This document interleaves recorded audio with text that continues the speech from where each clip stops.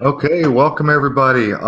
As usual, we are above and beyond professional around here. Apparently the audio didn't come through on the intro. Bart is fired, but don't go anywhere, Bart, because there's an opening.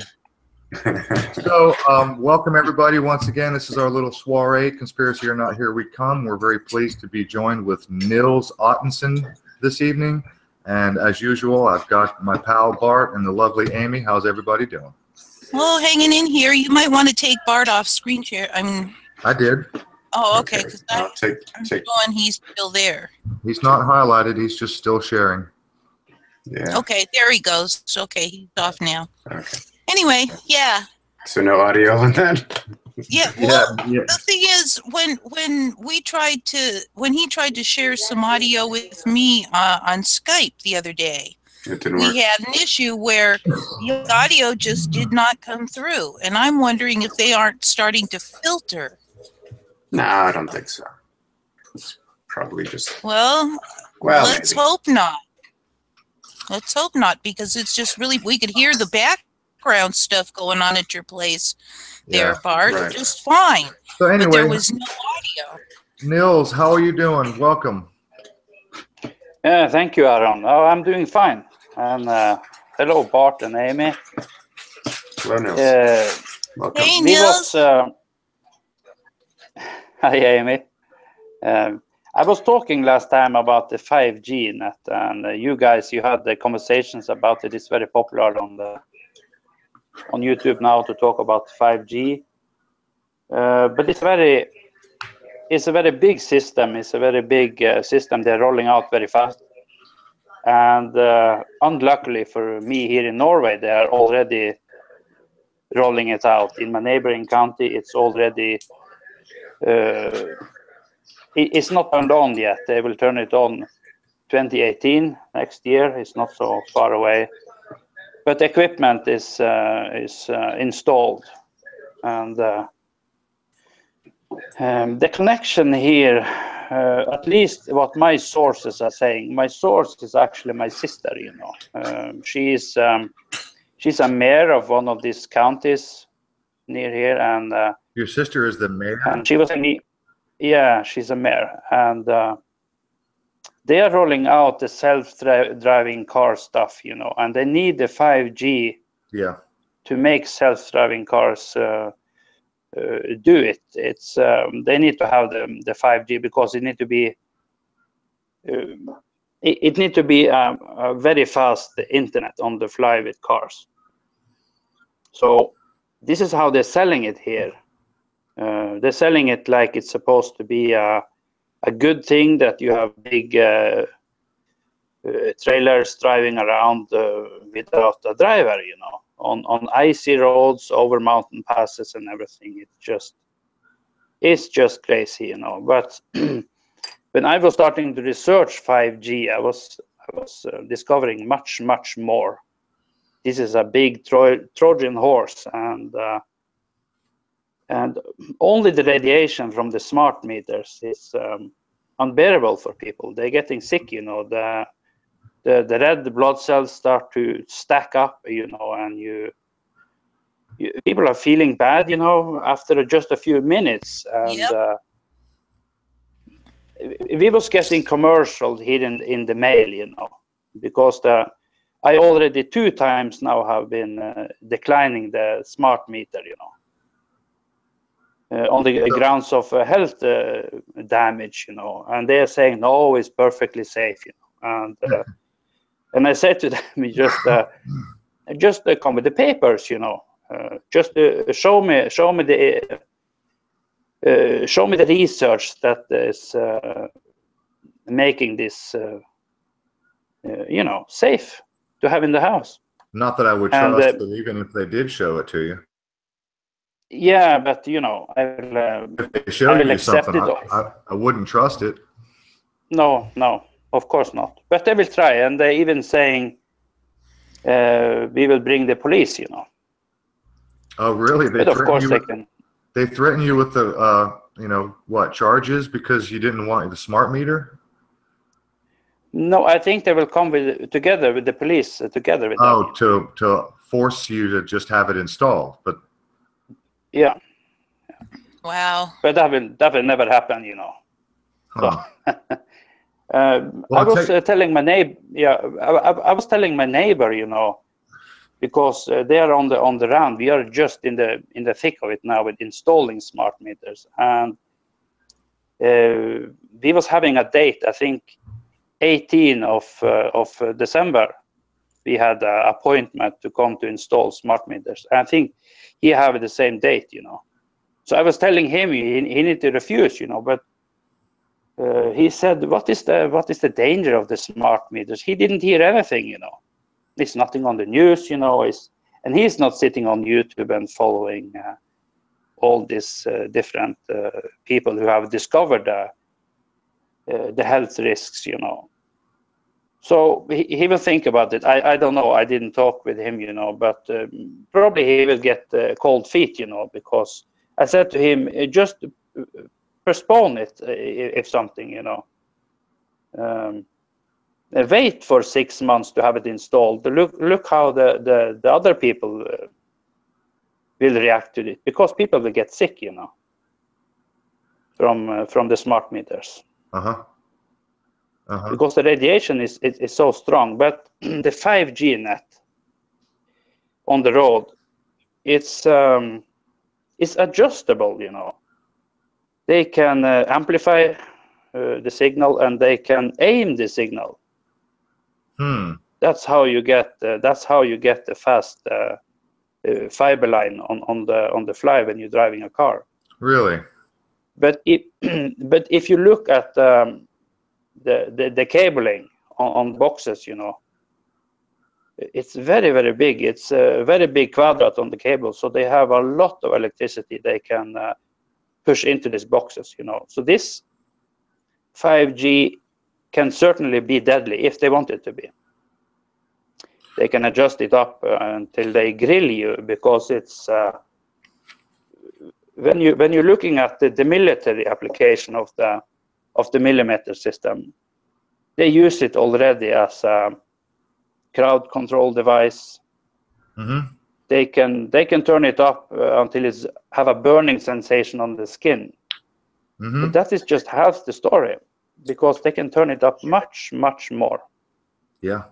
Oh yeah, they weaponized it back in the mid 50s, I think. I mean, they've known about this since the late 30s and early mid 40s. They've known about the effects, the biological effects, going all the way back to the 40s, as far as I know.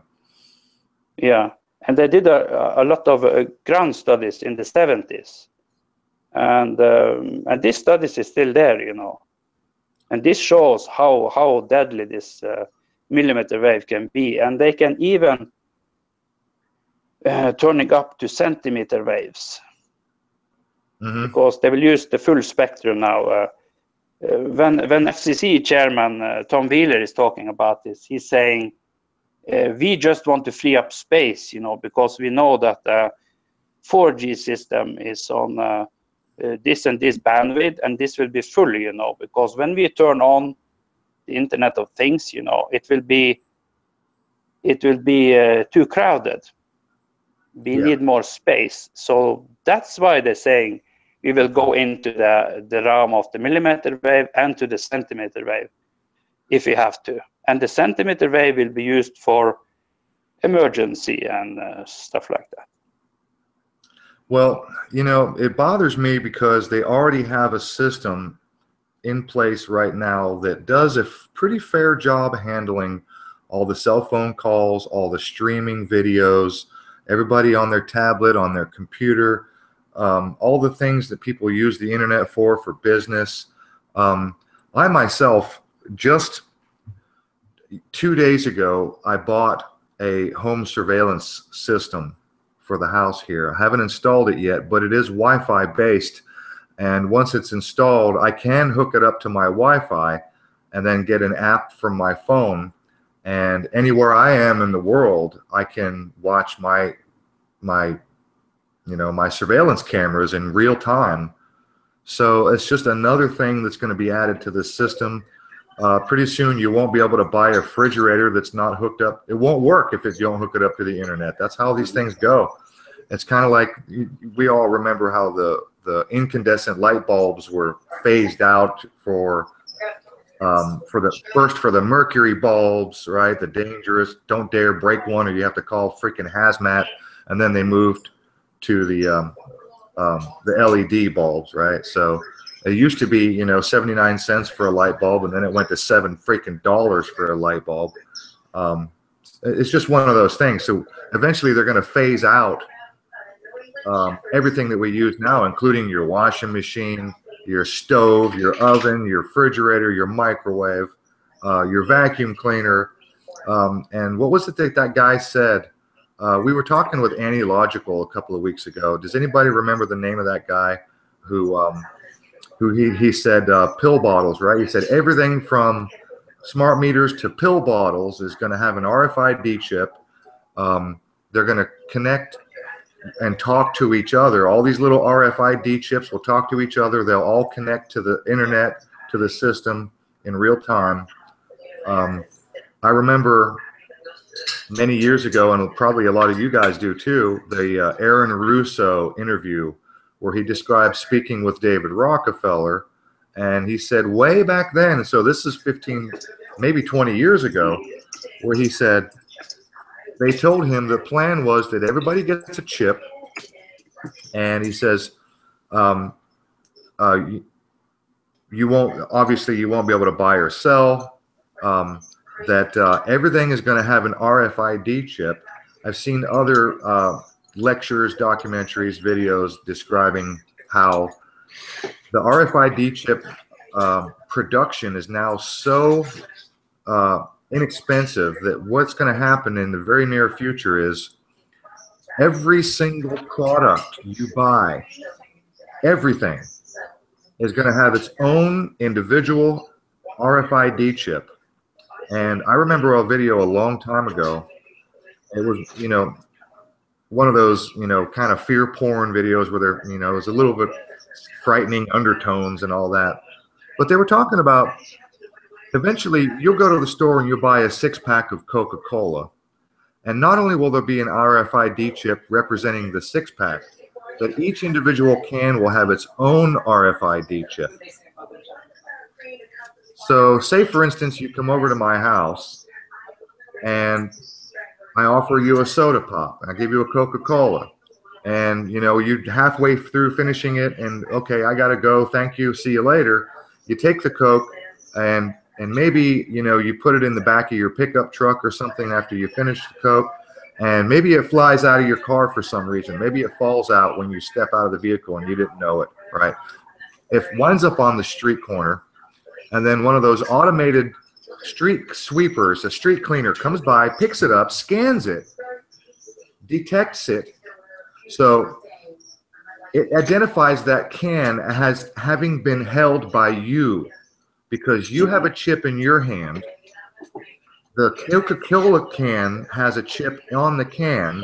The two chips, when they're in proximity, they speak to each other.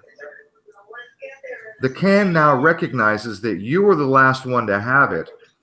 So if it winds up on the street for whatever reason, the street sweeper machine picks it up, scans it, detects it that was yours, and then they send you a ticket in the mail for littering. It was an extreme example, but it was, we're kind of headed towards something freaking really weird like that. Yeah, And that is exactly right, Aaron. But they will not send a ticket in the mail. It's It just will just be deducted straight from That's- creepier your and card. creepier. That's right. That's right. Because we're gonna talk about the Bitcoin, the AI, and the whole shebang. What I'd like to do now, normally what I like to do at the beginning of these shows is I just I jot down some notes for some news stories and things that catch my attention throughout the week. A couple of things just to bring to y'all's attention, maybe get your comments on. I've got a few of them here, actually. Let's see. Have you guys heard lately that this character, Don Johnson, Kentucky representative, accused of molesting a teenage girl, was found near a bridge? He's dead, and the coroner said that he likely killed himself. I hadn't heard, but That's a Kentucky lawmaker, Representative Don Johnson from Kentucky, found dead near a bridge, and the coroner says he likely killed himself. Another suicide, yeah?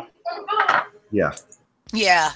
Uh-huh. Yeah. You know, just a couple of days before I heard that, there was a San Francisco mayor, the mayor of San Francisco, and I don't have his name, but the mayor of San Francisco apparently collapsed in a department store of an apparent heart attack. Yep.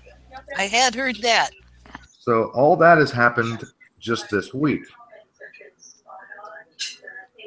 So it's a little bit curious that there's all these sexual allegations going around. This guy, Don Johnson, accused of molesting a teenage girl, kills himself. His body is found near a bridge. I'm not buying that story. Not buying that story at all. And No. Go ahead. No, just go ahead. You just have to jump in and speak up, and I'll stop talking. Yeah. I think people who are involved, because it's so much people involved in these operations. We need to understand that all society around us is run by the Freemasonry, and that is how they control all society. You know, when a person take a university education, you know, you will straight become on the list, you know, over people they want to have in the lodge, you know, and this is because a university education normally will lead you into a position that you will have some say, you know, some power, somewhere in society, and they are recruiting everyone who have something to say. It's just crazy, and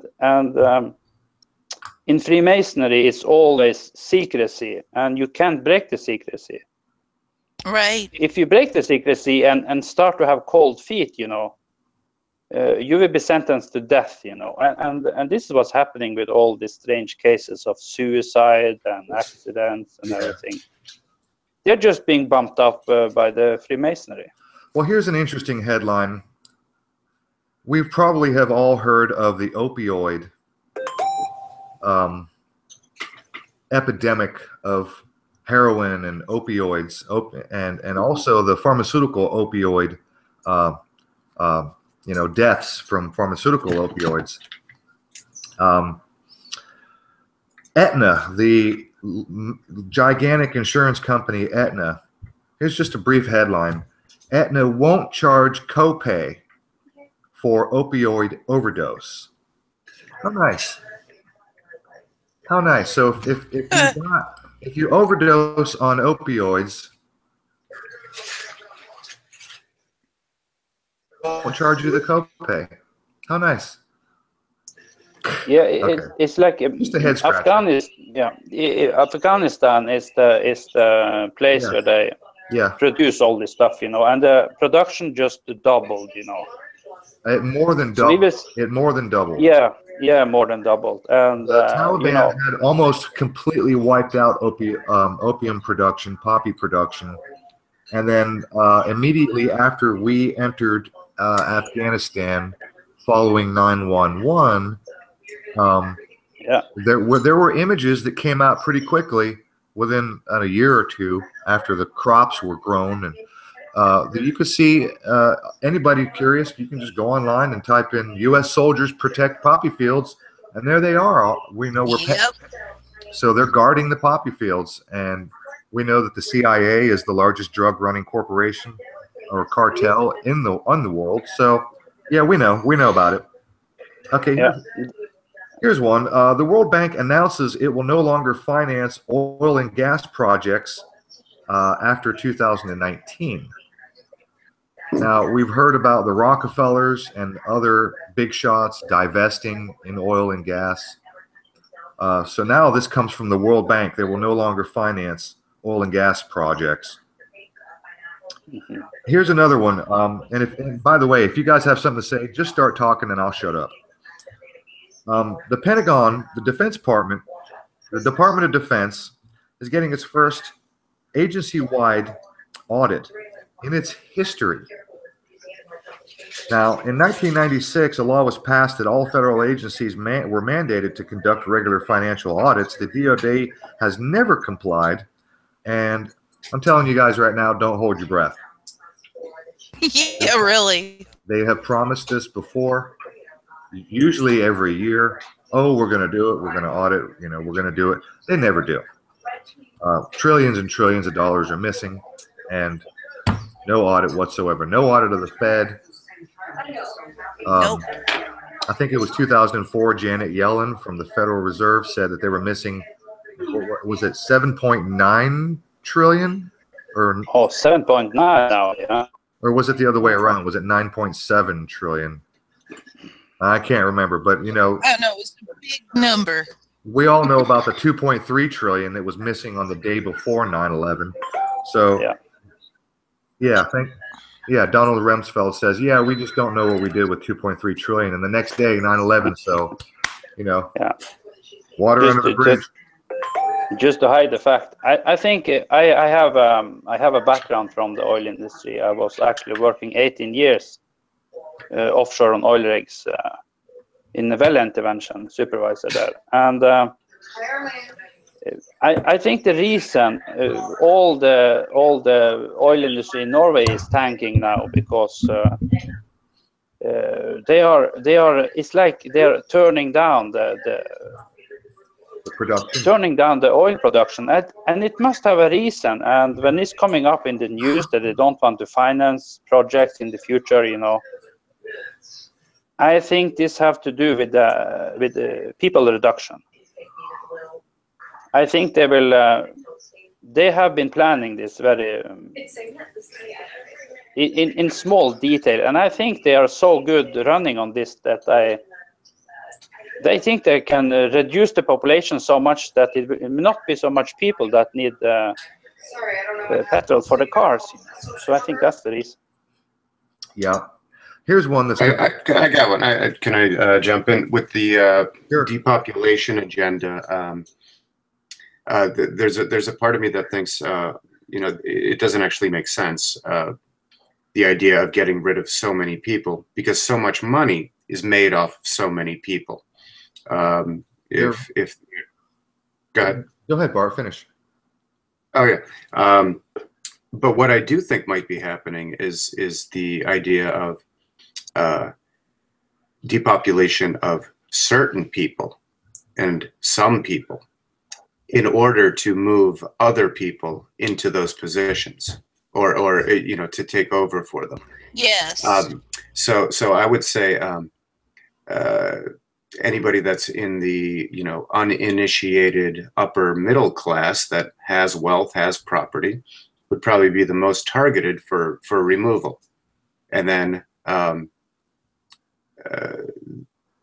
but in terms of sheer numbers, I don't necessarily buy the you know, 90%, 95% depopulation rhetoric.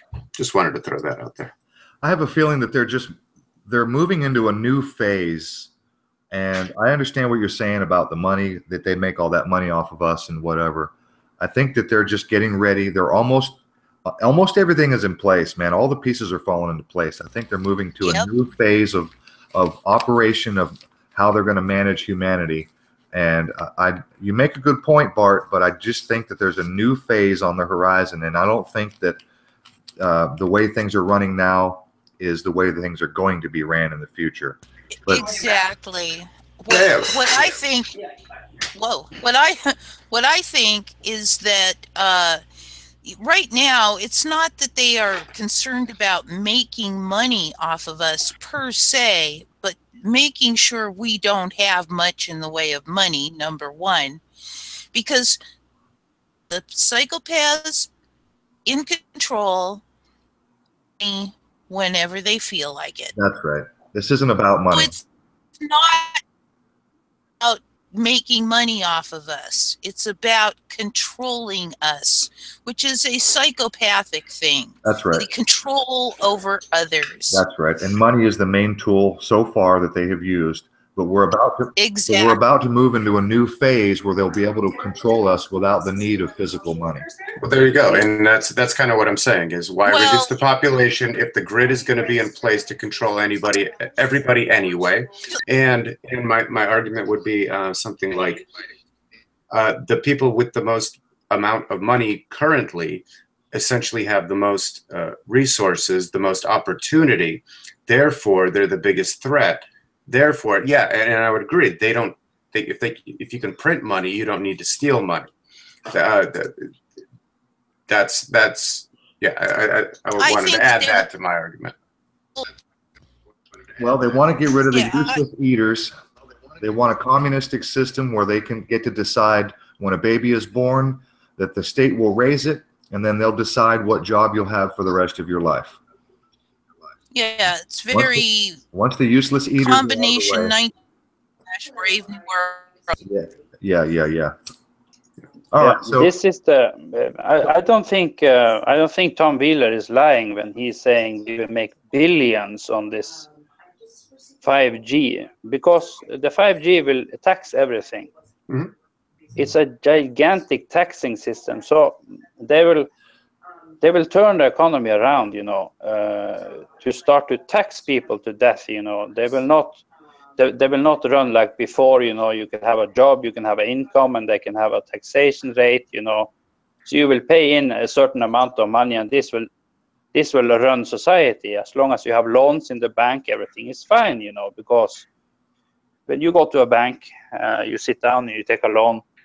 They are making up this money from thin air. It just takes 10-15 minutes to make a million, and you need to use the next 20 or 30 years to pay it back, So I don't think money is the problem, because they have all the money. They have, right. We only have 5% of the money, the rest they have, They have 95% of the money. So I don't think they will look at it that way, that they will go after the rich, to get the money, because they can just print more. Yes, but exactly. they will subjugate us, And if you're looking at communists, because this is a communist takeover, and they always, they always start to bump people off, They always start camps, They're sending millions and millions of people to camps, They did it in China, they did it in Russia, They will certainly do it in America, And because it's the same people ruling, it's the same, the same elites, They just, but now they have all this new technology, and now they finally have a chance, to roll out the new world order. You remember when Senior Bush was saying this, we have a chance to start the new world order, or to roll out the new world order. And the new world order is a special thing, because you need to know what the old world order is. And the old world order was the conditions before the Great Flood, when everything was destroyed, by the fallen ones.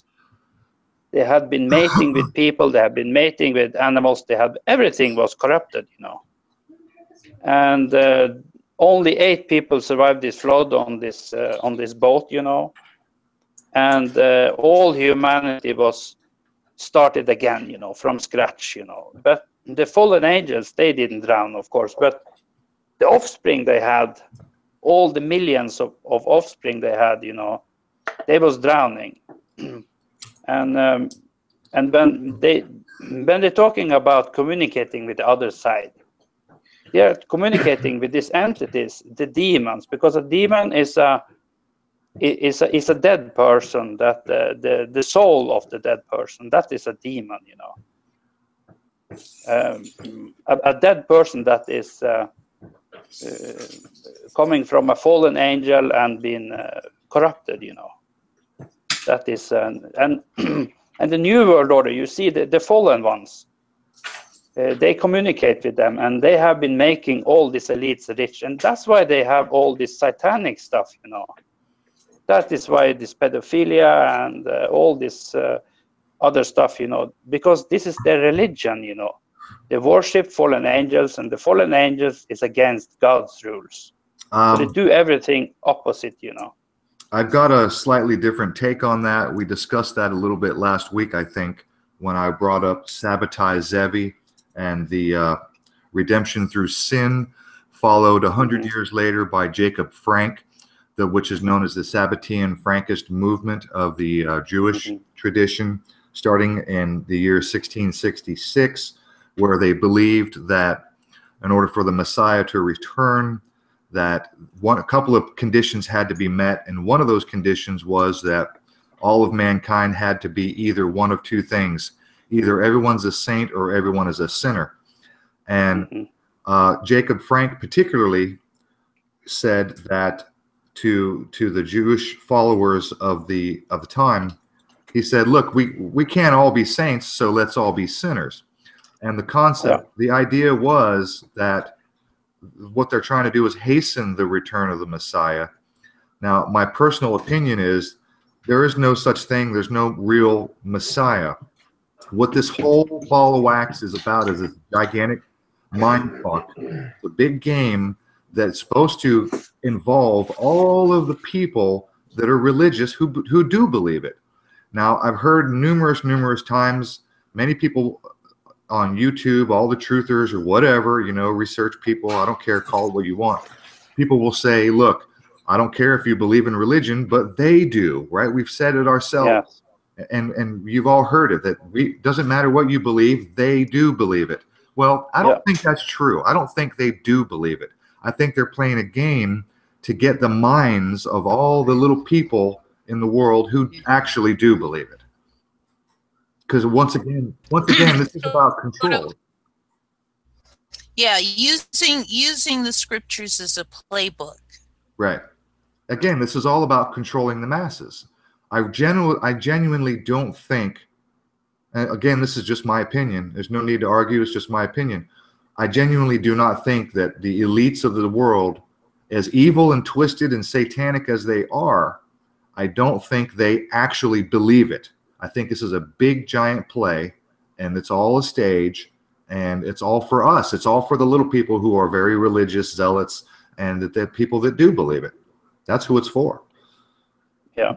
I don't think we need to be agreeing on everything, because that would be crazy. Sure. You know, we have a lot of different viewpoints, you know, but we're all out to find the truth about things, you know. So we need to start in one end, you know, and try to work through it. But when you see on the chemtrailing, you know, you have barium and strontium and aluminum, you know, raining down on us, and you need to ask why. Is it just to damage the crops, you know? Is it just to make the health of people bad, you know? I think it's one more reason, one big reason, and that is when you're using the 5G system, if people have a lot of these metals in the body, they will highlight themselves. That's right. On the 5G net. Yes. That's right.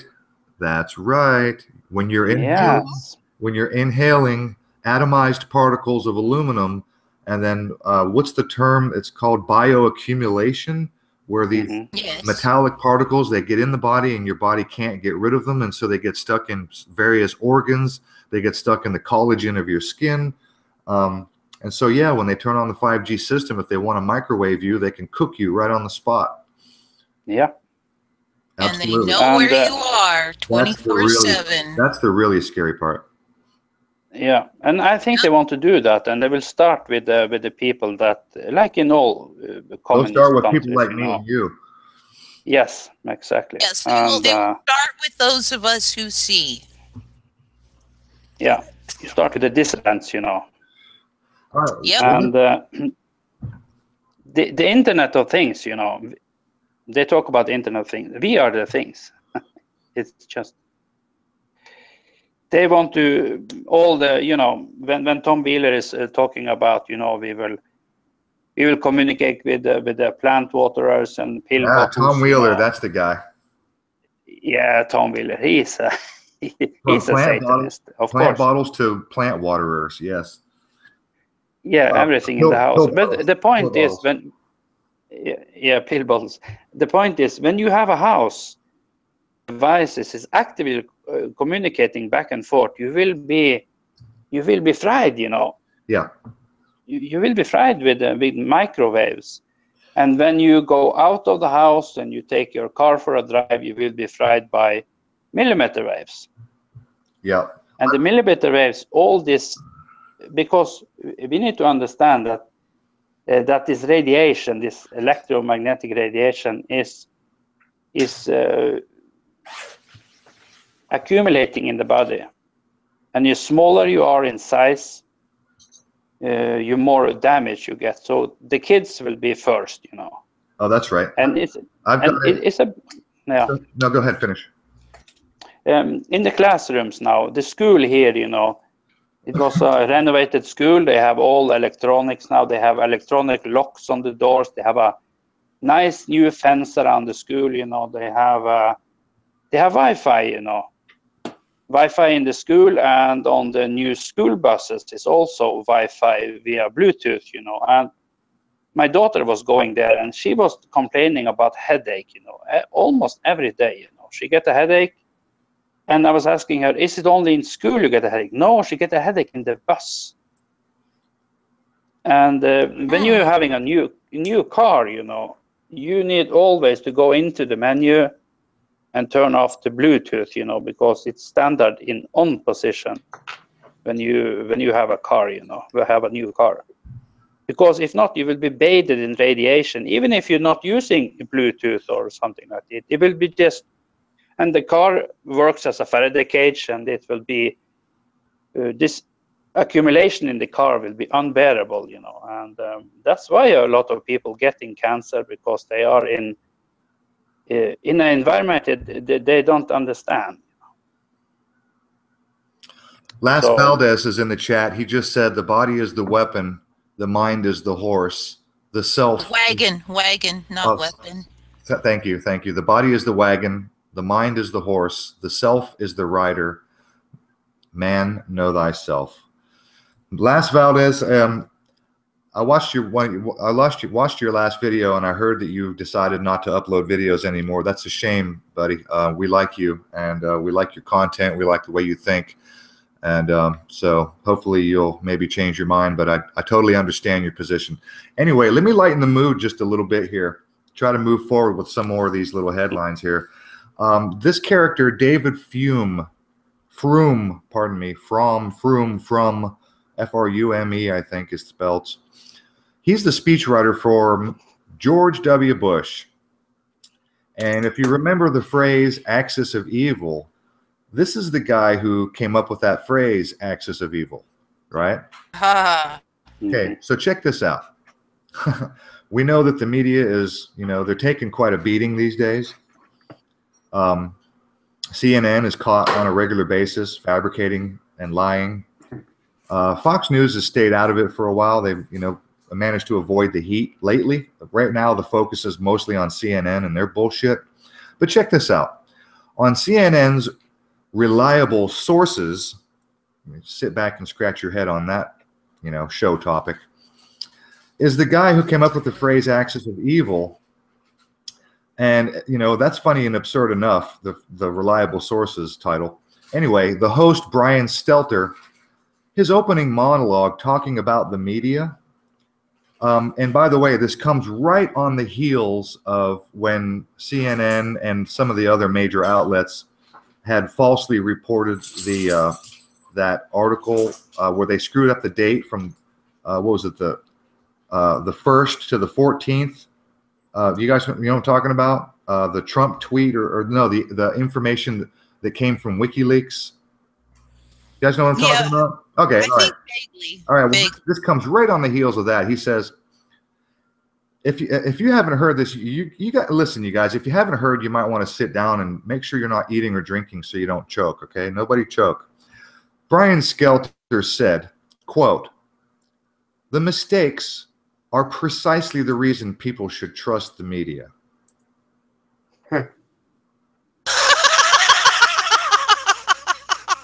That is just crazy. Right. It's because they don't tell the truth that we should trust them. Okay. Everything is upside down, yeah. Yep. We are through the looking glass.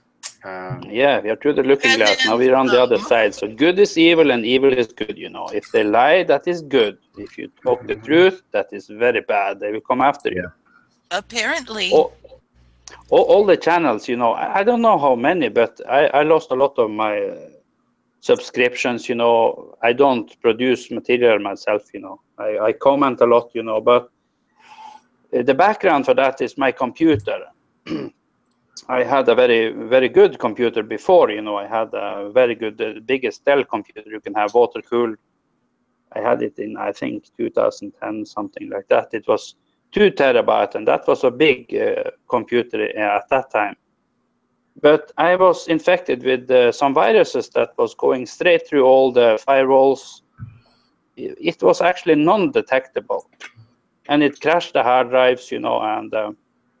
And I can hear a lot of people who have YouTube channels. You can hear the fan, you know, racing in the background when they're speaking, and that was the same that happened with my computer, you know. And I was taking this computer to specialists, you know, and they was going through, and they couldn't find the reason why this computer hard drive was crashing, you know. And of course, I had several computers since, but everyone was crashing. So I'm trying to get off this smart addiction, you know. So that's why I don't have a laptop or a computer now, because they will infect it, you know, and crash it. Yeah, gotcha. All right, let me go ahead, Bart. I was gonna say it's the next level of planned obsolescence. It's sort of targeted obsolescence, wherein they might build in back doors, not might. So these back doors are built in where they're open to attack from any number of factions for any number of reasons, but the overall, like one of the overall games there is, well, you break it, you liked it, you want another one, well, you got to go buy another one, or you got to pay somebody to fix it, and so it's a money-making scam in a sense. And harassment, you know. You can, of course, I could disruption. If I was, you can buy a laptop today with a hard drive. You can just click it off and take it off and put it in your safe, you know, if you want to save material. But the problem is we are playing on their ball ground, you know. The internet and all the electronic devices we have is made by them. Yeah, they're doing what they want, you know. They have no limits. They just want to harass you as much as they think is necessary. So I think we need to, at some point, we need to actually to drop all the smart devices. At least because they will come after us. Well, I agree, and we can come back to some point because one of our show supporters, New Being, is in the chat right now. She left me a couple of comments, and forgive me, but I think that's a female, New Being. Pardon me if I got that wrong. Asked if we would discuss possible solutions to what's ahead of us right now. So we can come back to that. And also, New Being also gave me something really curious and interesting to look at, and I'm going to share that in just a moment. But I want to read this article for those of you in America, and particularly Alabama. You might be concerned about this a little bit. Alabama, and this is a headline, Alabama will give names of crossover voters to prosecutors. The names of Alabama voters who crossed party lines to vote in last month's Republican Senate runoff will be given to prosecutors by the state election chief. Now, this is reported by AP, and again, the headline for anyone who wants to look it up, Alabama will give the names of crossover voters to prosecutors. Montgomery, Alabama, from the Associated Press. The names of Alabama voters who crossed party lines to vote in last month's Republican Senate runoff will be given to prosecutors, the state elections chief said Friday. Secretary of State John Merrill said his office has identified 674 people who voted in the Democratic primary and later voted in the GOP runoff in violation of the state's new crossover voting ban. Merrill said the plans to send the names to the Attorney General and District Attorney after local election officials checked the list for errors. The move signals a hardline approach to the new state law used for the first time in U.S. Senate runoff that adds fraudulent crossover voting to the list of other felony voting crimes. Oh my God. Allow me to repeat that. The move signals a hardline approach to the new state law that adds fraudulent crossover voting to the list of other felony voting crimes. Yeah, you need to stay. Is anybody pissed off? You need to be loyal to the party, you know. I mean, is anybody fucking pissed off yet? Where are the pitchforks and torches? I've been pissed off, but I'm not pitchforking and torching. I'm withdrawing my consent, and I'm consenting to better. I don't consent to that whole messy system. It's BS. It has no hold on me. I've got a much better system to consent to. Ergo, I do. Well, yeah, I don't think anyone should vote. You know, it's just a fraud. You know. Yeah. Well, when you look at this, when you register to vote, when you register anything, you are giving it to the state, the king, whatever. Yeah. The system. You're giving it to the crown because the term registry is regis. In exchange for some privilege. And in the case of registering to vote, you are giving yourself That's right. sovereignty. That's right. To them in exchange for the privilege of wasting time in a booth. Because down, they don't care. They're going to tell you. Well, it's not a waste of time. It kind of depends on what you do in there. Well, I'm not even going to touch that part. But you know what I mean. Oh, yeah. All right. Am I sharing? Has everybody got my screen? Yep. Yeah. All right. I want to show you something that New Being sent me just literally about 2 hours ago. Here I am on Google, and in the search bar, I've got Google Translate. Okay. So I just want to go to the Google Translate page to translate one language to another. And I want to get your thoughts on this. I want to try to break this down because there's 1 or 2 videos out there that show this. I think one is a mirror of the other, but somebody put out a video. Now watch this. As you can see on the left-hand side here, let me just expand this out just a little bit so you guys get a good look. Watch this. If this doesn't blow your mind, because I mean, my socks nearly came right off. Okay, as you can see on the left-hand side, I've chosen from the list of languages, okay? I've chosen Somali, okay? Mm-hmm. Now, watch this. I'm going to enter text. EE, space, EE, space, EE. People worship. space, P-E. Here are the times. Space, P-E. People from all walks of life. Lift up your eyes. Worshiping the people. People from all over the world. Worshipped people from all over the world. People from all over the world. Worshipping all around the people. People from all over the world. Then here it stops, and you just do this a couple more times. Watch. Watch. This is going to get creepy. Watch. People who live in idol worship.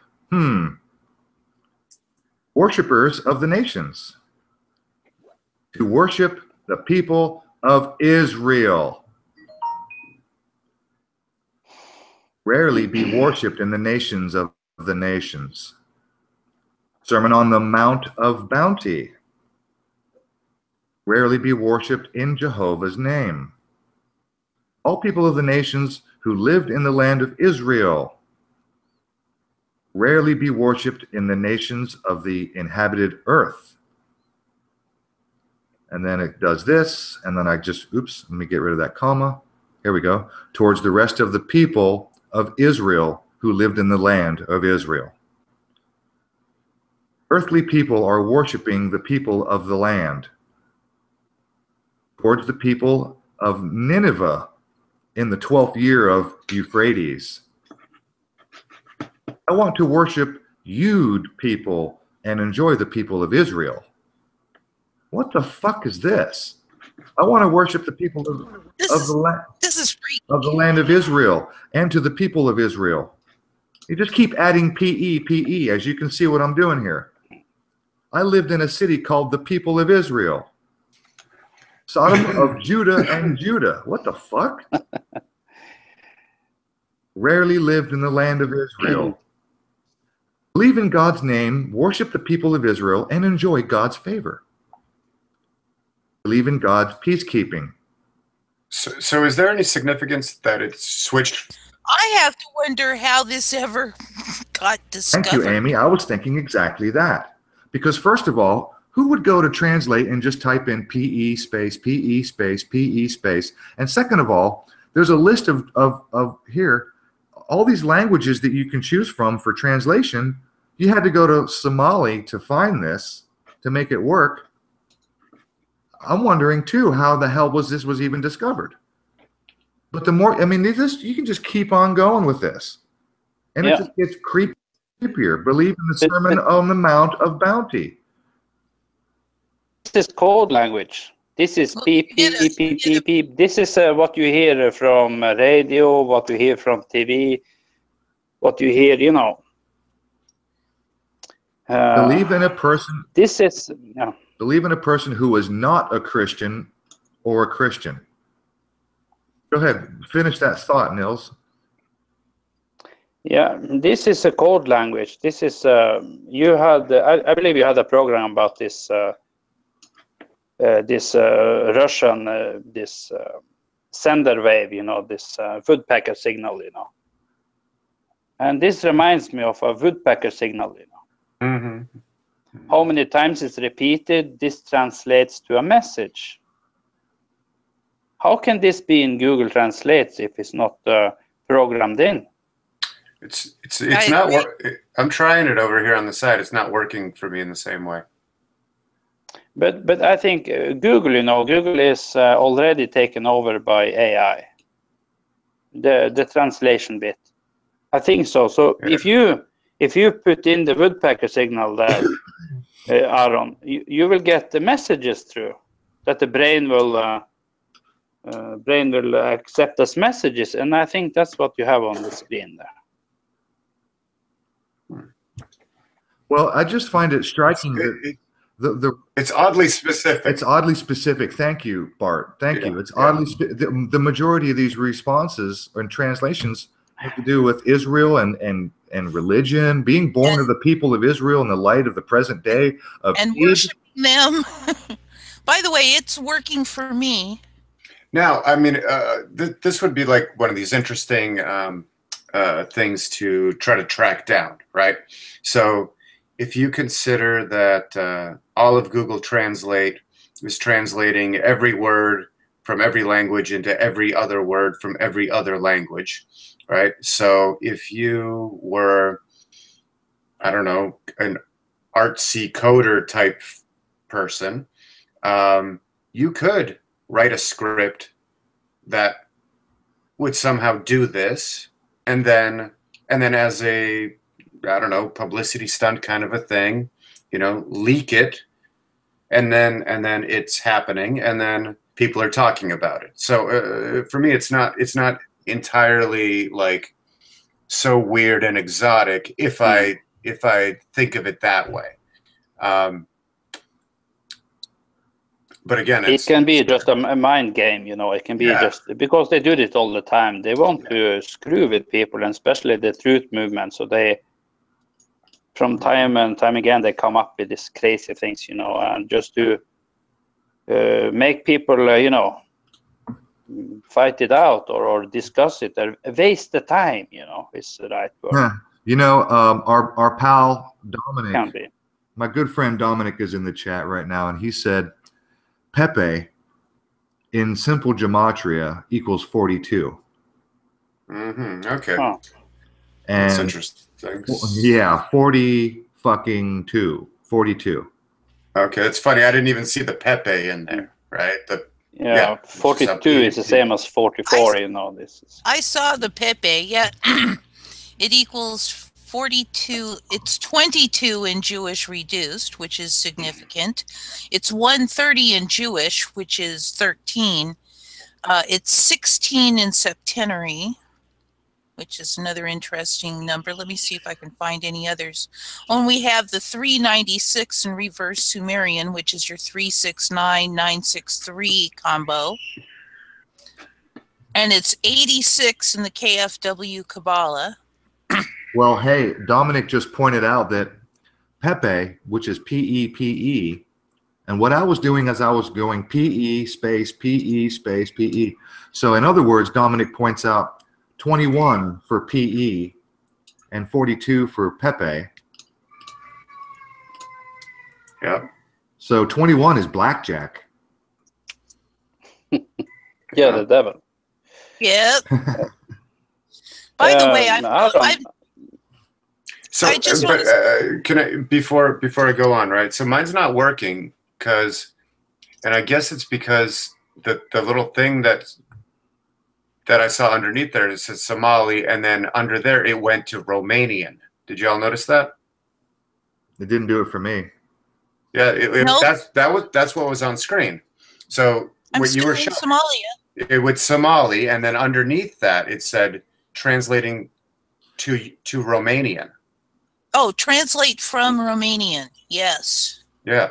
Oh, I didn't notice that. I just chose Somali and I just started typing. I didn't know. Right. But I'm just saying, why did that Romanian aspect pop up, right? So I think that's also an intriguing wrinkle. If this thing is okay, I don't consider anything a waste of time if you are able to extract some ideas from it. Sure. If it's a puzzle and it leads to some connection that you wouldn't have made if you weren't messing with the puzzle, and that connection is valuable to you in whatever your work, your life, then great. Time not wasted. Granted, there are all those operations of distraction and all of that, and when we're looking at other people, what are you doing? You're wasting your life. You're totally distracted with this nonsense stuff, right? But that sort of presupposes that you have some ideas on how better they should spend their time. Some of those might be valid. Yeah, go ahead. I want to point out something. As I'm typing along, I'm doing it a little more slowly. I'm not just typing PE. I'm typing in P and then E. And when I hit the P, like here, I've got People's Democratic Party. And then I hit the E and it changes to people who live in idol worship. And then space P. And it changes to Sermon on the Third Day. So there's more to it than just the PE. Ah, so if you're just going one letter at a time, it's different. Cool. Yeah, it fills in with more stuff. So interesting. I may sit and play with it at some point and just document what all comes up. Mm-hmm. But why do they translate this PE to this scriptures, you know? Because the Google Translate, that's artificial intelligent computer. Mm-hmm. So why in the world should it translate PE to something totally different? It must be as if you put on the vocal sound. What do you hear when you've been typing all this PE? What is the sound of this PE? Is it electrical sound or is it a person saying PE? You mean pip pip pip pip pip pip pip pip? Yeah, try to push the button to hear the sound of what you've been writing in Somalia.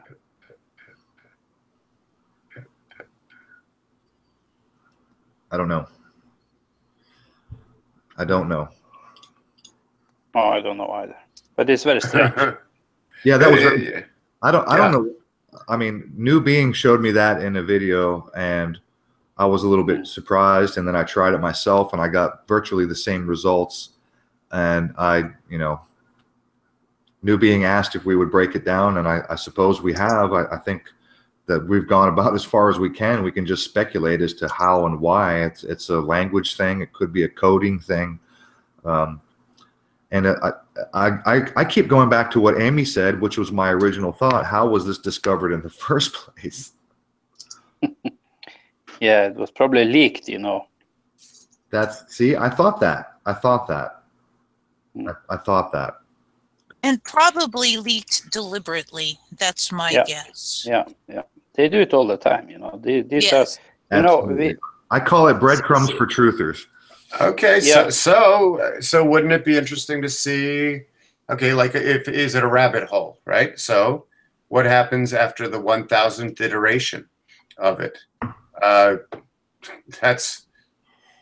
know what I'm doing tonight. Well, you know, in terms of translation, it couldn't possibly be a translation because I don't believe for one second that there's any language in the world that has saying goes like this. Of course. Which means the people of Israel worship the sun. You know what I mean? So, no fucking way. It makes no sense. So it's got to be a coding thing. It's got to be. Yeah, it has to be. But what is it? Where is it leading to? What? So it's what's the point? Right. Yeah. What's the point? So, what's the point? The point is to make us talk about it, you know. Yeah. Could be, Nils. Could be. I coined the term breadcrumbs for truthers, and I find them all over the place. They're designed for people like us who like to dig into rabbit holes, and it's designed to just gobble up our time. Here's an interesting one that comes in on one of the P's without the E. I live in the city of Judaism in the United States. I don't know. Yeah, it's just. Yeah, I think it might be like a Pepe meme hack kind of a thing, right? So somebody writes this in, injects it into some corner of the AI, and then this is how it gets accessed, and then it leads people to these discussions of. You know, maybe this is a way of deciphering something else down the line, or it could be a clue within a puzzle string or something like that. Yeah. Yeah, it's interesting. Although it's not working for me. Maybe it's because I'm on a Mac. It probably you don't have the latest software update. It's in the updates, you know. Okay. They program stuff in the updates, you know, and they dump it into your computer, and you're getting. You're getting stuff in that wasn't there before. Yeah, I got it to change from. It did the Somali to translate from Romanian thing. It does that when I do it in Chrome. It didn't even do it when I was in Safari. So there's some difference there. but I'm only getting PE, and then it translates it to capital PEs. That's all that it's doing here on my on my end. So it's computer specific, device specific. I don't know. Yeah, interesting. We should maybe it's a program, become a thing. you know. It's something programmed in, because if you don't have it in one of the browsers, you know, that means it's in the updates, you know. So this is something they deliberately dump into the computer when it's being updated, you know, with a new lie, you know, in the endless string of lies. The ICANN. The ICANN, UN and China, they took over the governing of the internet from 1st of October 2016. You know, this was Barack Obama's legacy. You know, to YouTube and the internet. You know, you need to have experts. You know, on you said sitting and you said China and UN. Who took over? UN and China, they are like the best buddies now. Yeah, UN and China. ICANN is saying. Okay. It's called, yeah. So China have for years sitting and messing with the internet for all the Chinese. You know, they can't look at the same things that we are doing. They have a censored internet, and they are the experts of censoring internet. So it can be them, you know.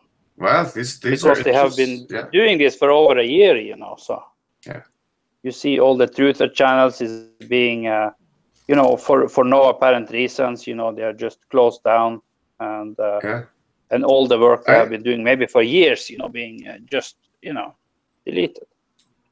Okay, so before we go on, I have a bit of a spin on some language that a lot of people use. It's been used all around.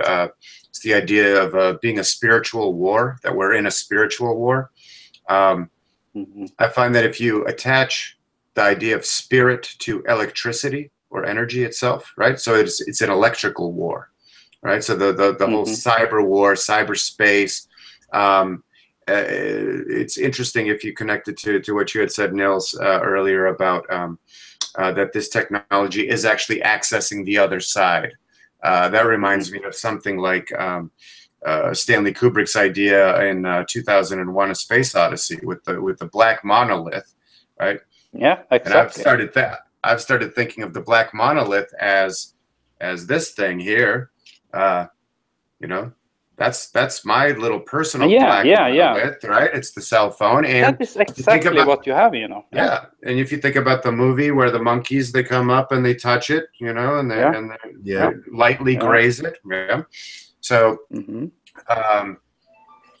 it's that idea of you know, it's full of stars. That happens in 2010, A Space Odyssey. But it's black, it's darkness, right?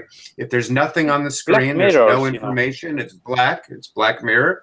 And then you activate it, and then you can go throughout all of the, you know, you go to the other side and explore everything that is on the other side that we've figured out how to crunch and present on the screen. I'm not saying that this thing is dangerous necessarily, but I am saying it's very, very intense and deeply fascinating, and pretty much everybody's involved with it one way or another, right? So like this idea of while I agree with you, you know, we should have everybody throw out their technology day, and then if everybody really did it, you know, we could do some sort of a fresh start thing, but that'll never happen. It will never happen. But the reason why I told that we will someday need to throw it out is because they will come after us, you know, and they will come after a lot of person, and then they will track you with smart technology. You can't have anything smart. If you go to a sports shop here and buy clothing for going to the mountains, you know, for hunting and something, is chipped.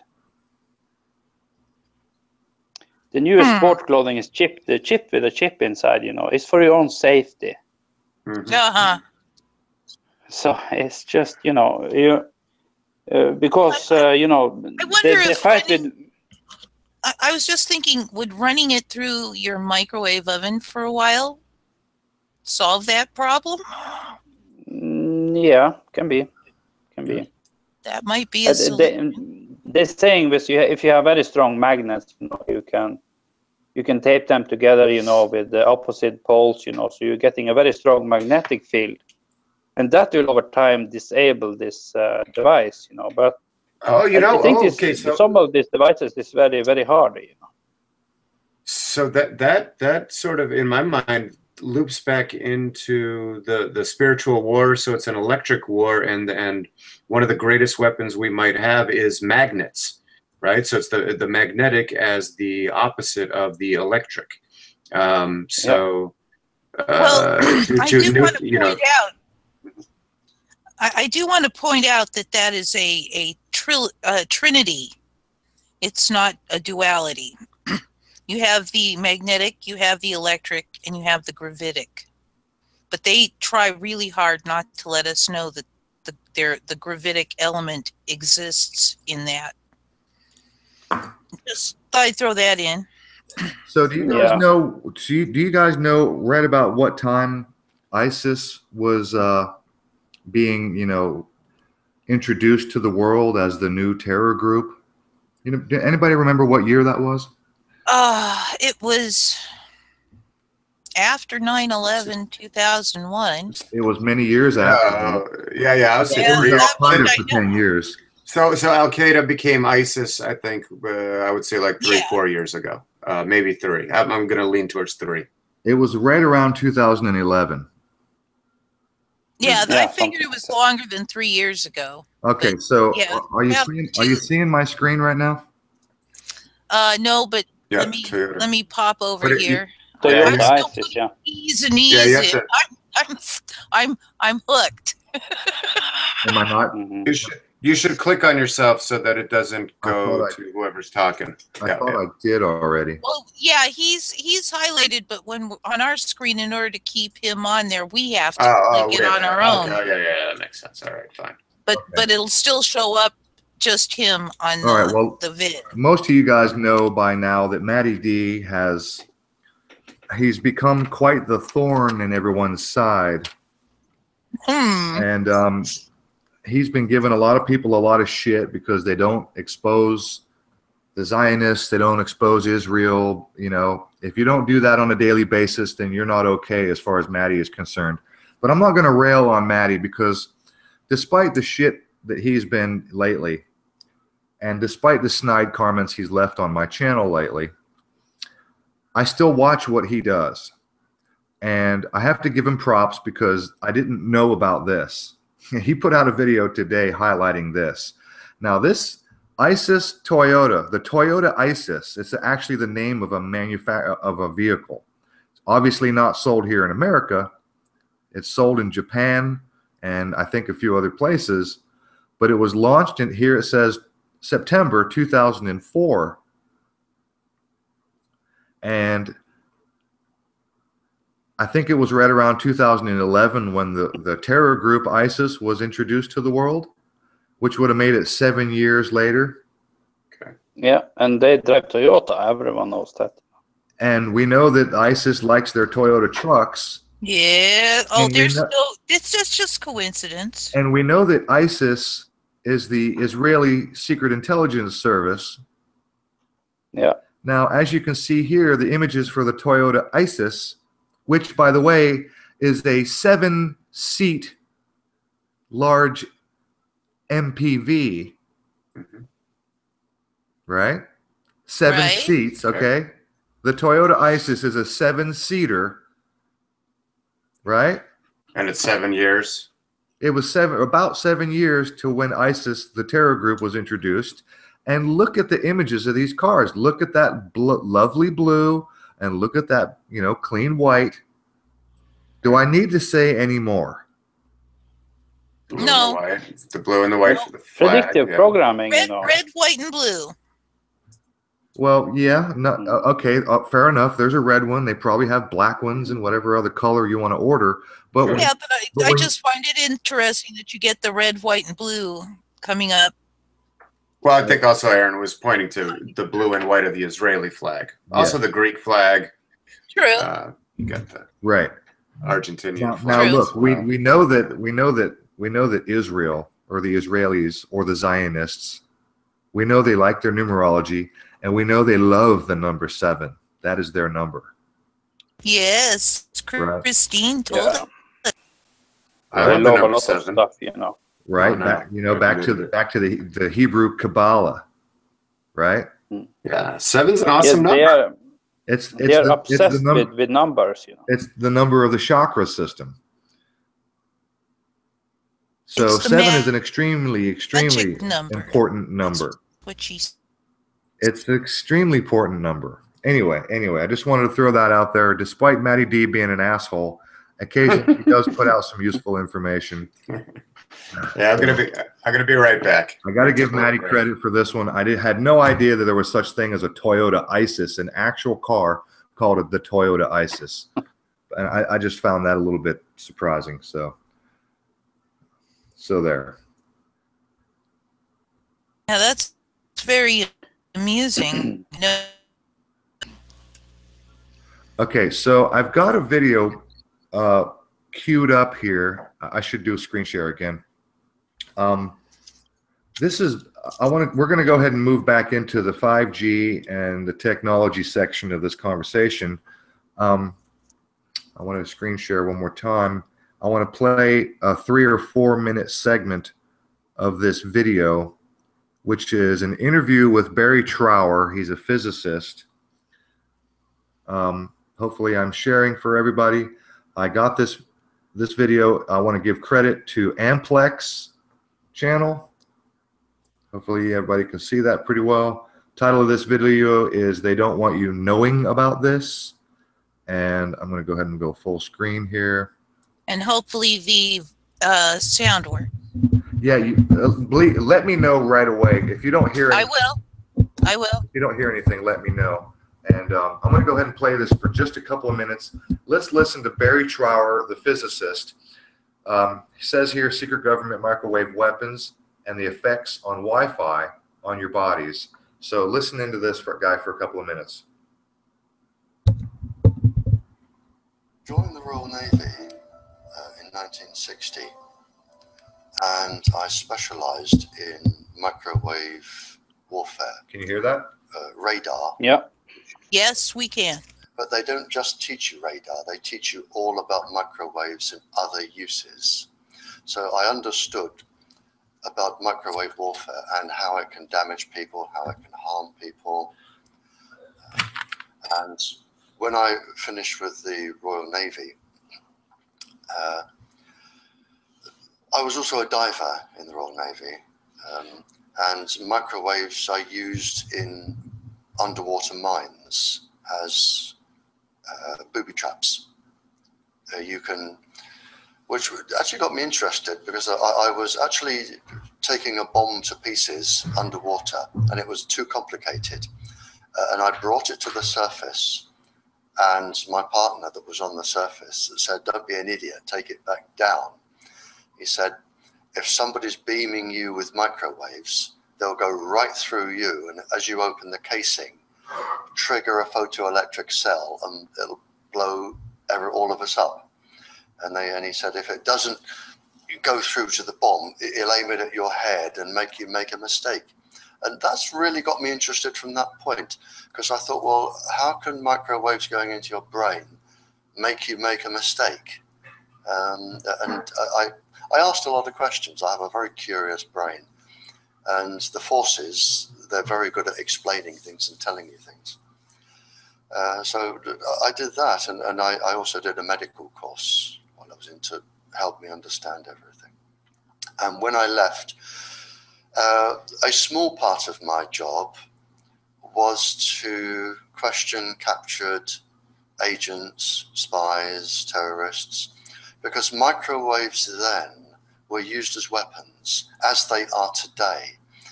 It is a perfect stealth weapon. And when governments don't like a group of people, for instance, the ladies who protest at Greenham Common in England about the American missile base they camped, they were microwaved. It goes on all over the world. And it's a weapon that you don't know you're being targeted, because the dose is very, very low, which is actually more dangerous than a high dose. It's very, very low, and it may take a year or two, but you can cause neurological damage and cancers with low-level microwaves, and you can make all your opponents sick.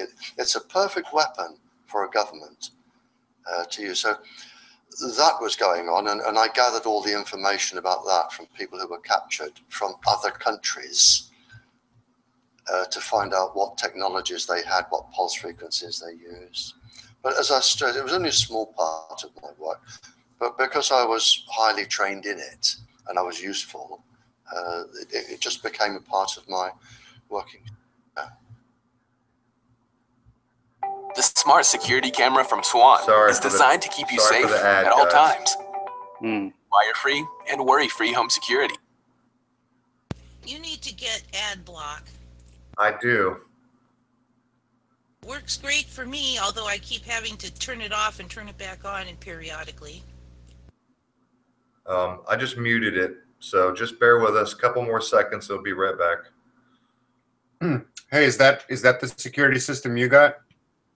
No, no, it's not. Okay, because that would have been funny, right?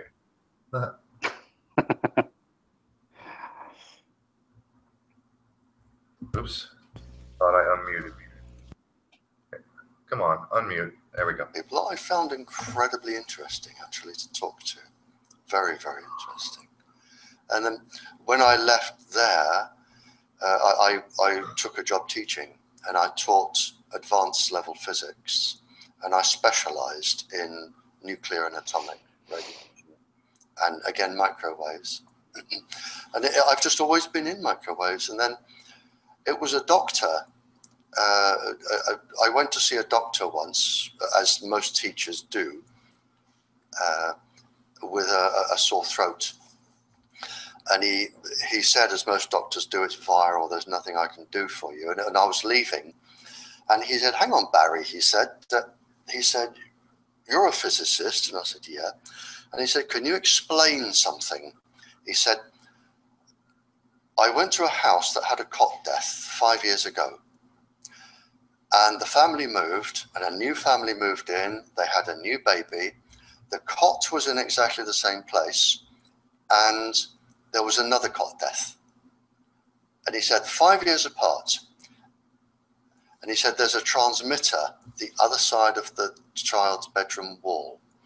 Could the transmitter cause the cot death? And I said, I don't know. I said, but I'll look into it. And then I found that microwaves were involved, and I knew what microwaves did. And a while later, I went back to the doctor, I wrote a paper on it, and I said, there's your answer. Microwaves can cause cot death by 2 or 3 different mechanisms. There's your answer. And then, for some reason, he told somebody who told somebody, and people started phoning me up and writing to me saying, can you explain this, or can you help with that? I've never actually asked anyone if I can do anything. They always come to me. And then the police came to me and said, we're getting this new tetra airwave system. We don't understand what's happening. Can you read all this scientific rubbish and just put it into Janet and John and tell us? And I said, of course I can. So that was published, and since then it's snowballed and snowballed and snowballed, and now I receive up to 1,000 communiques a week from. All right, well, there you go. I don't want to play the whole video, but for anybody who wants to go and listen to Barry Trower, the guy seems to know what he's talking about. Yeah. That's a little bit of a creepy story, that there's a double what he called cot death, and I know that's English speak. Over here in America, we call it SIDS, S-I-D-S, which is sudden infant death syndrome. Well, we called it first crib death. Yeah. Yeah. Yeah. Then It's the same thing. Sudden infant death syndrome. Yeah. Yep. So now we call it SIDS, which is a syndrome. Okay. Which yeah, well, I think soon it's going to be something like sudden human death syndrome, right? It's just like, oh, the disease you came down with is you died, right? We don't need to. Yeah, you probably died from the flu, you know, from not getting the flu shot. Yep, or anything. Like what Nils, what you're doing for me with the information you're bringing is giving me this this larger picture of what this grid would look like, you know, and I'm thinking like what it's going to look like and be like to live in such grids, and the thing that came to mind was this idea of, well, if the grid, you know, is capable of, you know, instant human death, right? If everything is pegged and tagged and you're totally surveilled, well, if you did something wrong, if you're a persona non grata, they don't want you around. Well, anytime, anywhere, in 500 different ways, they could take you out. You know, either or make you sick or just drop you dead right there, right? The grid would have that kind of a capability. That is some 1984 type shit, and that aspect is quite scary. So yeah, if we're talking about, I think go ahead.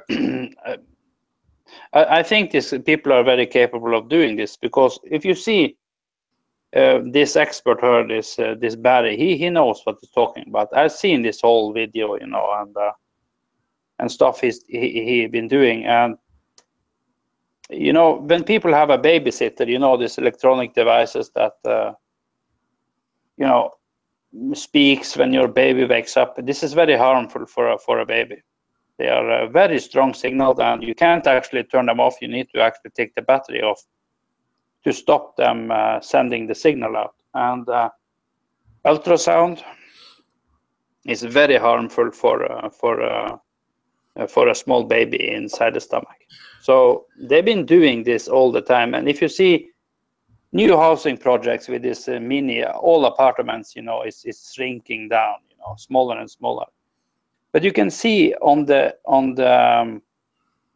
how they do it, how the building engineer have been doing this. They have the smart meter or the electrical box just very, very close to the kid's bedroom always. Normally it's on the opposite side of the wall where the kids are supposed to be sleeping.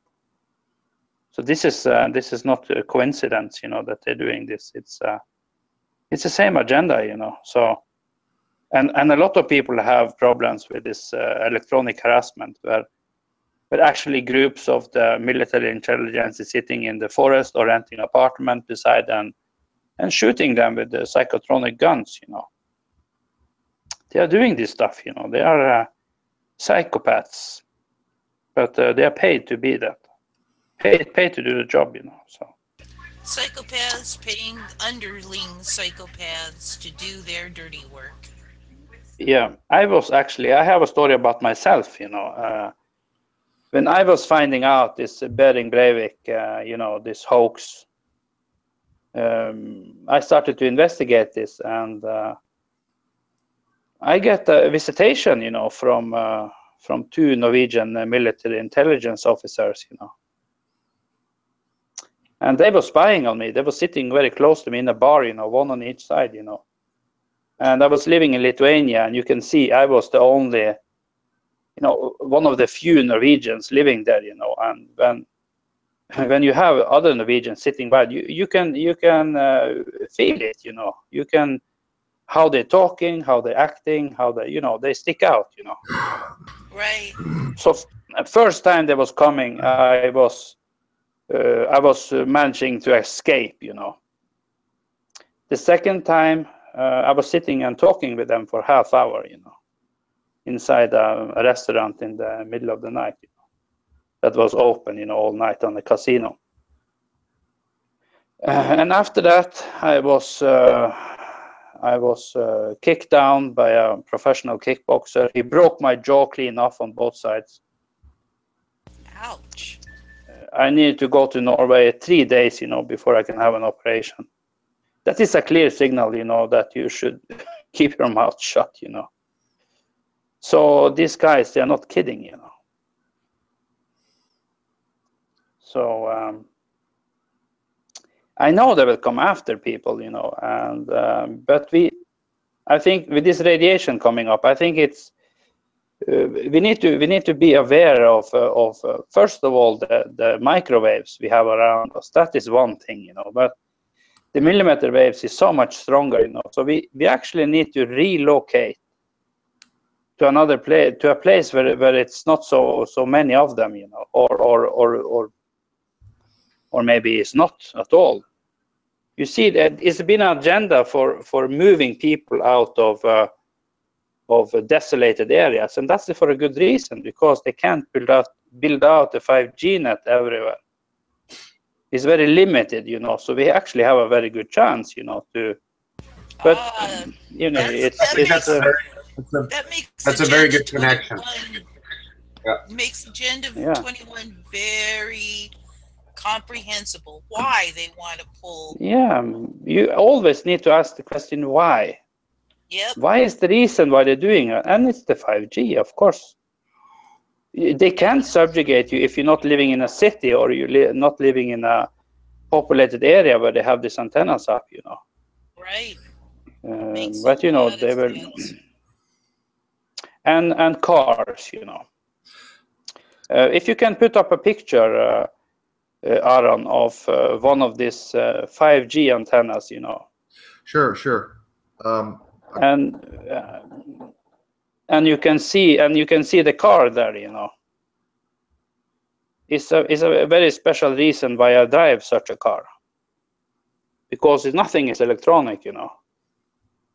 It's no electronic fuel injection. It's no computer onboard. No computer whatsoever, you know. Everything is manual. It can't be shut off. It's a diesel engine too, you know. So you can't kill it. You need to kill the fuel, you know, to shut it off. So people need to start to think about this stuff, you know, because I think it will be crucial, you know, in the times to come, you know. We need to get off this smart addiction we have, you know, all this electronic stuff. Of course, it's very handy. We have this conversation because of this, but we need to take this serious, you know. So you took these pictures yourself with your cell phone? Yeah. And I'm screen sharing. Everyone can see me? Yeah. You can put it a little bit higher up on the screen, maybe. Yeah. You see this box? That's a black barrel antenna. And if you look at the wiring, look how thick the wiring is to this box comparing to the other wiring on the light pole, you know. Imagine how much juice this box can potentially dole out, you know, when they're saying that they can amplify and aim the signal, you know. And you're driving straight under this box, and it's not far from between every box, you know. They are covering a huge area, you know, and it's a populated area. You see some of the boxes is pointed on the road. Another of the boxes is pointing the other way, straight on the housing, you know. That's a good observation. That you're right. That is one hell of a thick wire. When I compare it to the other cables attached to this pole, the tension cables, the other incoming electrical cables, that is literally probably the thickest cable, except maybe at the very, very top looks like something pretty heavy coming in. But the other cables, by comparison, are not as thick. That's one hell of a cable. You're right. And they've been putting up more than just the boxes. They need to put up electricity they need to have more juice up, you know. All the grid, they need to, you know, we have hydroelectric plants here, you know, and they need to upgrade the wiring on the main grid, because they're gonna carry so much more amperes, you know. So they're upgrading the net, you know, to because this is gonna take so much more juice, and we are going to pay for it. Yes, I think so. On top of everything else, you know. Yeah, look. Yeah, there you see the car, you know, and there you see the box straight beside the houses, you know. Oh, you got, is that your vehicle? Yeah. That's your Jeep there? Yeah. That's a hell of a snorkel you got there. No, it's exhaust pipe. That's your exhaust comes straight out of the engine? Yeah. Yeah, that's an exhaust pipe. Wow, that's kind of strange. Awesome. Diesel, Yeah. I imagine, right? Yeah, it's a turbo diesel. Yeah, you can handle much more turbo pressure if you let the exhaust out, because it will not heat up and damage the engine. So yeah, you see this 5G barrel antennas is called. They are cylindrical boxes, you know, and they can aim. They are rotating inside. They can aim the signal in any direction. Oh. Gas. And amplify it up, you know. This is serious stuff, you know. Wow. And you see here on the next picture, we can see it clearly. It's not getting more daylight than this. This is the most light you can get at this time of year. But the next antenna is just down the road, you know. It's just, you know. Every 100 meters, is that correct? Some are maybe 50 meters apart, or 30 meters, depending on the road and how many houses, you know. If there are more houses, you know, they put up more, they put them closer together, you know. That one picture with the, you know, slightly from a distance with the, you know, from the side, it looked like a cockroach sitting on the thing. Yeah, like a beetle, like, you know. You're being invaded by cockroaches. Oh my gosh. Yeah, I will prefer cockroaches long before this. Yeah, you know. I'll take. But you can look at this picture, you know. Look at the cabling on that one. Just look at that, you know. Yeah, those three cables that run down on the left side of the pole, each are they're coming up to the box. Yeah. Oops, I'm sorry, I grabbed the damn slide bar. Sorry. There it is coming up. Next one here. Yeah, those three cables running up the left side of that pole together, those three cables are almost half of the thickness of the pole. Just those three cables alone. Really? Yeah, and this is coming from a separate power source, because they can't, the wiring on the poles can't handle the strain from these boxes.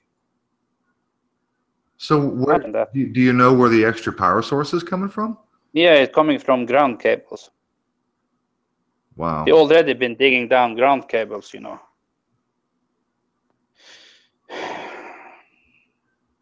These have been planned, you know. These have been planned. Here is my, yeah. Sorry, I keep touching the wrong spot and it grabs the slide bar and it. Yeah. Sorry about that. Here you go. Yeah. Here is my new Visa card. It was coming maybe 1 month ago. You see it have a symbol on the right side, you know, this signal symbol, and this means you can use the Visa card without putting it in the machine. You don't need to swipe it. You don't need to stick it in. No. Wait. They deduct money straight on the fly. Why does it say 9/20? Is that your birthday? Where? 9/20? No, it's just an expiration date. Oh, that's my birthday. Oh, okay. September 20th. Yeah. No, you see here, if you can see, I was holding it up to a light source. Can you see the 5G antenna there? Yes. It's a big antenna. It's look like a long, you know, long strip with a lot of wiring going out. So this is two-way communication, you know, on this card. You know, this card is communicating with all the different stuff around us. Yeah, the two-way communication is what I was talking about earlier when I was talking about the soda cans, and every product, you know, when they get close to each other, they communicate with each other. So it's a two-way communication, and eventually everybody's going to have a chip in their hand, which, you know, a lot of people refer to in Revelation as the mark of the beast, where you won't be able to buy or sell. Okay, which fits the narrative perfectly for the Revelation theme. And these RFID chips now are two-way communication devices. Darn it, I keep touching that thing. So they're two-way communication devices. So yeah, a soda can, like when you buy a six-pack of soda, each individual chip will know that all cans are present. And when you pull one and you drink it and walk away, the cans themselves will know that one is missing.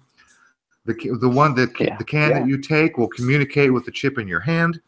And like I said, if you accidentally drop it on the street and it gets picked up by the street sweeper, and you know, originally when I first heard the story, they said you'll get a ticket in the mail, and you're correct. You corrected me, and you're absolutely right that with the new 5G system and the new cashless society that we're headed towards, it'll just be deducted from your credit system or your bank account or whatever system they implement. Like in you know, George Orwell, it might be credits, it might be blockchain, it might be a new cryptocurrency. It'll be some energy accounting unit, whatever it is. Yeah, it will be Beast Coin. Yes, Beast Coin. I like now, that. Neil, and if you look at this new currency notes we're having here, this is the new stuff. You know, this was coming this year. It's have chains on it. You know, 3 chains. You know, symbolizing that we'll be enslaved. You know, exactly. And more than that, they have a portal. You know, a holographic portal. Portal? Yes. This is very strange. I will show you this. I have another. I can try to show it on the camera. When I move this, you will see. Hang on, I'm sharing, so I can't see you, and I don't think anybody else can either. So if you want to show something, you need to let me know. No. Yeah. Anyway, this 200 crown currency note have a hologram on it. And the hologram is behind bars, like in a jail cell, you know. And what you see inside the hologram is a green circle, a portal. Wow. And that is moving behind. When you're moving this currency note, it's moving behind, you know, the bars. Yeah. You can see the green lighted up portal, you know. Creepy. So your currency... Yes, super creepy, you know. It's just, you know, where do they get the stuff from, you know? Well, you know, I was telling my friend... I'm sorry, Amy, you're breaking up something terrible. You're breaking up completely. I didn't hear any of that. 6. I didn't hear... Never mind. Nope. Sorry, Amy. No better. You're just totally broken up. Keep trying. I'll let you know. Anyway, Nils, my friend is a numismatist. Do you know what that is? No. He collects coins. He studies currency. Mm-hmm. So he's one of those guys that's really, it's like his hobby. It's like a serious hobby. Okay, so he knows a lot about all kinds of different coinages and currencies. And the term is called a numismatist. I was telling him about this image that you sent me of this note, this $200 note, with the chains. And him and I were also today, we were talking about the same subjects, blockchain, artificial intelligence, Bitcoin. And I thought it was interesting about the chain in terms of symbolism, which is representative of slavery, right? And then, you know, we were talking about Bitcoin and blockchain, and then it dawned on me that blockchain, oh, by the way, my friend, he said, you would be surprised at how many world currencies and coins have the chain symbolism somewhere on the coin or the currency. Speaking of that, can you hear me now? Yes, huh? We got you better now. Let me tell you, you know the $? Yeah. It is a representation of a symbol that meant a scourge, you know, like a whip that was used to keep slaves in. Really? Yes, sir. I didn't know that. Didn't know that until just recently when it's a slightly skewed. Like a stylized version? In the symbol itself, it's skewed, but it's a snaky-like thing with 2 lines going through it. Wow, interesting. I was like, yeah, they use money to control us. They're, quote, slaves, unquote. At least they think we are. Well, when Nils sent me this picture, the chains were the obvious in-your-face symbolism. And I immediately, you know, I jokingly said to my friend, I said, all they need, what they're missing is a set of shackles. And yeah, it will come, you know, but maybe not on the nose. You will have them straight on your hands and legs. And I was surprised when he told me that he said the majority of currencies around the world have some chain symbolism embedded within the scroll work, or in this case, it's in your face. It's right across the note. Yeah. And we were talking about Bitcoin and blockchain. And then it dawned on me, I was like, wait a minute, blockchain, there's that freaking chain again. Yeah, but what is a block, Aaron? A block, they put people in blocks, you know, as are the churches, you know. Cell block. They put That's right. In the block with the, you know, this wooden block with your head sticking out and your hand sticking out. This was the block punishment.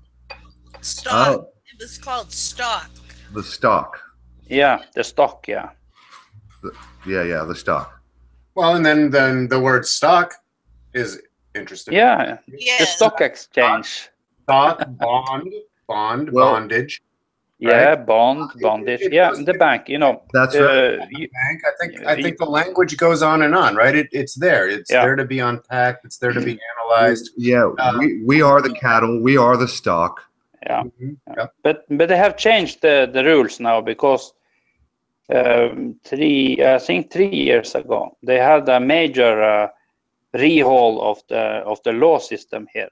You know, we before we had a book, you know, it was called the Laws of Norway, and they have if they had a new laws changed or something, they need to print out a new set of books, you know. But now it's on the computer. It's called Law Data, you know. It's just say again, please. It's a computer program. It's called what?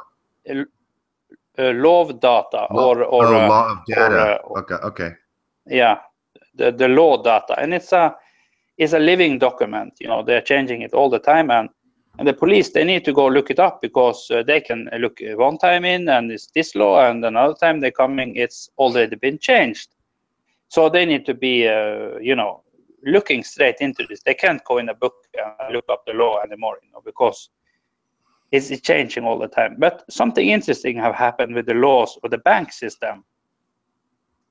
People here have been, and I'm sure in America too, you know, in England and everywhere, people have been getting loans for everything, you know, more and more loans, and loans have been actually quite cheap for a few years, maybe 10 years or something like that. But they changed the laws now, so if you can't if you can't pay for your loan anymore, you will be working for the bank for free. That is a new law. They didn't put it out there yet, but it's in the system, you know. It's already in the system. Everything is approved and everything. And you will be called a consulate.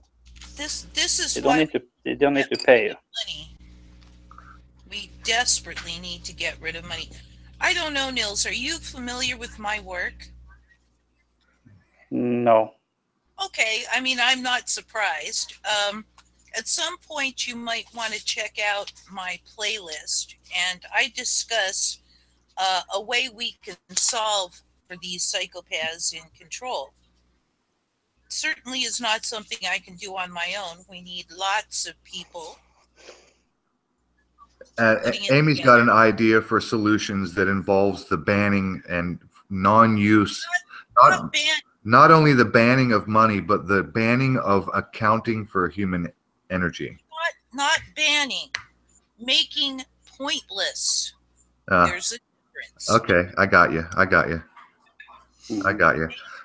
Pointless. So for human energy.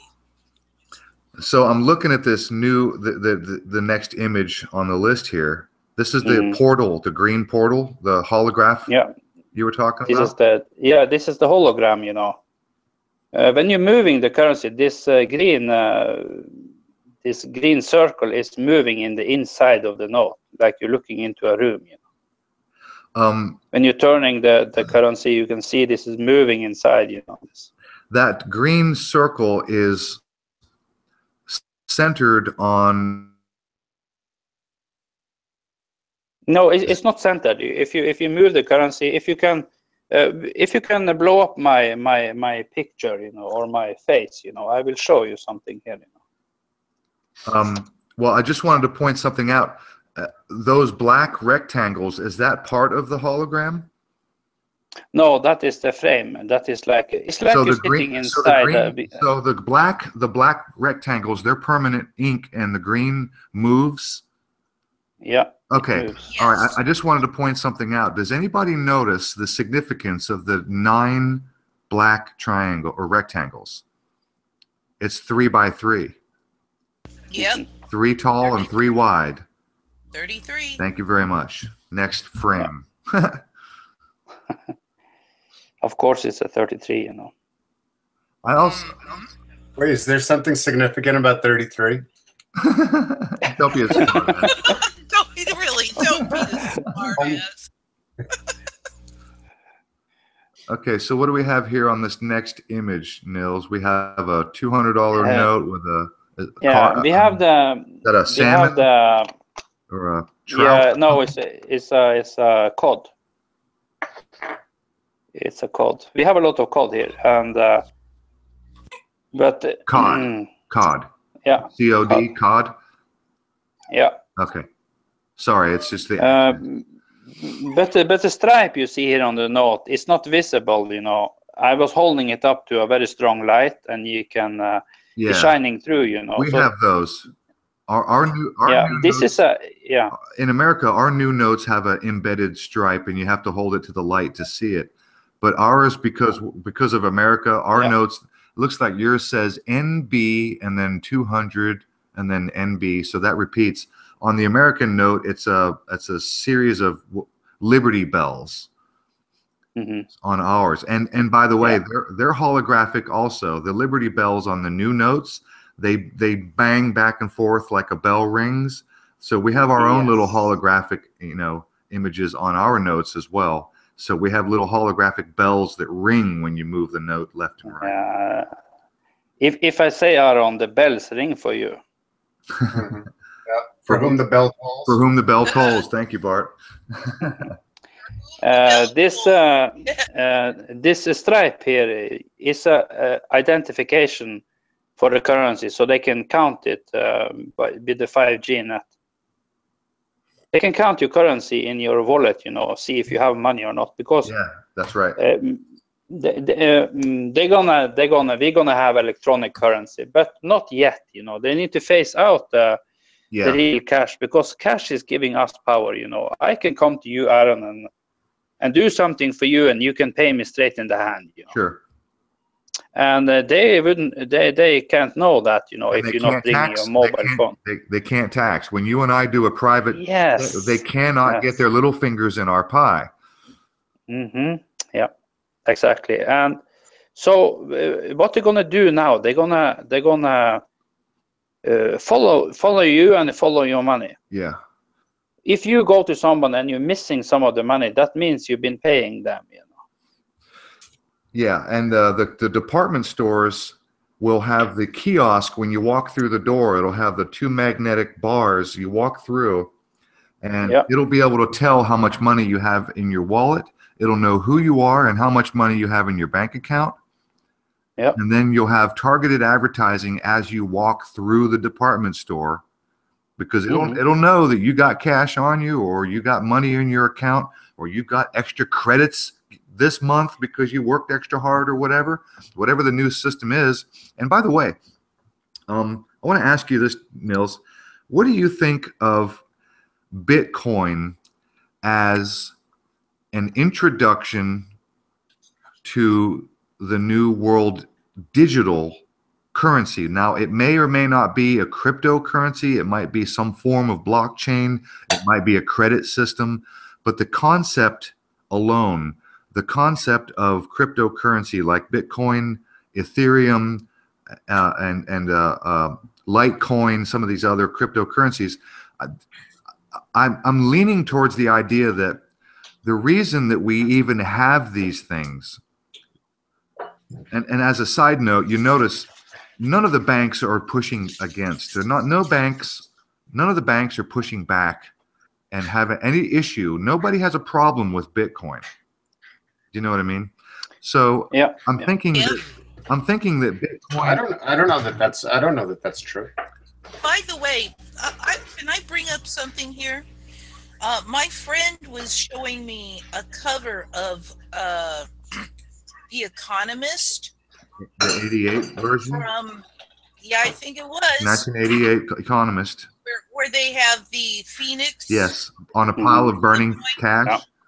Yes. Okay, I just wanted to, I didn't know if anyone else knew about that, but I'm like, oh, they never use The Economist. So I just want to get Nils's opinion, because I think that Bitcoin, or the concept of cryptocurrency, is a way of introducing the public to the idea of a digital currency. Yeah, and this is a stepstone. You heard about the bank holiday, yeah?